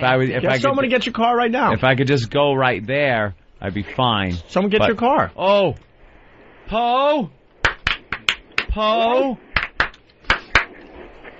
Monsieur, Monsieur Poe. Could you please pull the car around, sir, and have it pointing in the proper direction on the other side of the street, the south side of... thank you, sir. All right. You are the man. Let's go to Kevin in Arizona. Kevin? Hey, guys. Hey, I like when Kenny goes, tomorrow. But the line of the day, I'm nominating Jimmy. When that bitch was on the phone, and she said the show was starting to not be funny, Hope goes, why don't you listen to something else? And Jimmy goes, yeah, like your cousin was listening to, a bullet whizzing in. Yeah. I don't Always know, sir. funny. I'm feeling pretty confident about line of the day today. I don't like that type of... you got it. If I had to take bets, it's still early on. I'm feeling good. And, one horse is being scratched from the race. Taking myself out here. No, you're not. I am. You got some lines in. No, but I mean, as far as line of the day so far, no asterisk I would today. put my money on Opie. But no, the stat will have an asterisk on it. I want a complete victory. The stat's going to have an asterisk on it. I don't want one of these lame You're victories. Opie Maris. It's going to have to be. I don't want a lame victory. Opie, line of the day, and then asterisk, you look at the bottom and go, Anthony left the show at about 9:45. I don't want to have one of those dumb baseball records where you did the record before blacks were allowed to play. I want this to count. It doesn't make the stat any less of what it is, Opie. It was a funny, very funny line. I don't think it'll be beat today. I think it's very good. Yeah, but people are going to go, well, yeah, he won, but he didn't really win because Ant wasn't there. No one will say that. Yeah, I will. I will. You will, but I mean, no one else. But don't you? Man. Can Kenny sing Metallica? Maybe. Everyone's saying that Kenny needs to read the dump report every day now. It is kind of funny. Yeah. He puts emotion into it. I like that. Could you just, oh, wait, you're getting the car, so you got a few more minutes. We got to get Jimmy's fart on the radio before you leave. Yes, I want to hear that because we were all chuckling. And we missed a lot of good stuff today. How's the soup today? Good. Want some? Good. No. Everything's going to work out. She's getting out, dude? I can't until it's all done. It'd be funny if the minute you got in the truck you started screaming about the wine spill. Oh my God! Can I tell you something? Oh my God! Thank God that's over, so we can get back into it. Really matters. That's awful. Today I realized that I'm not as brave as I'd like to think, and I would like other people to think. I wanted to play UB40's red wine. Red wine. Yeah, that part isn't so bad because I realized it was the dumbest argument.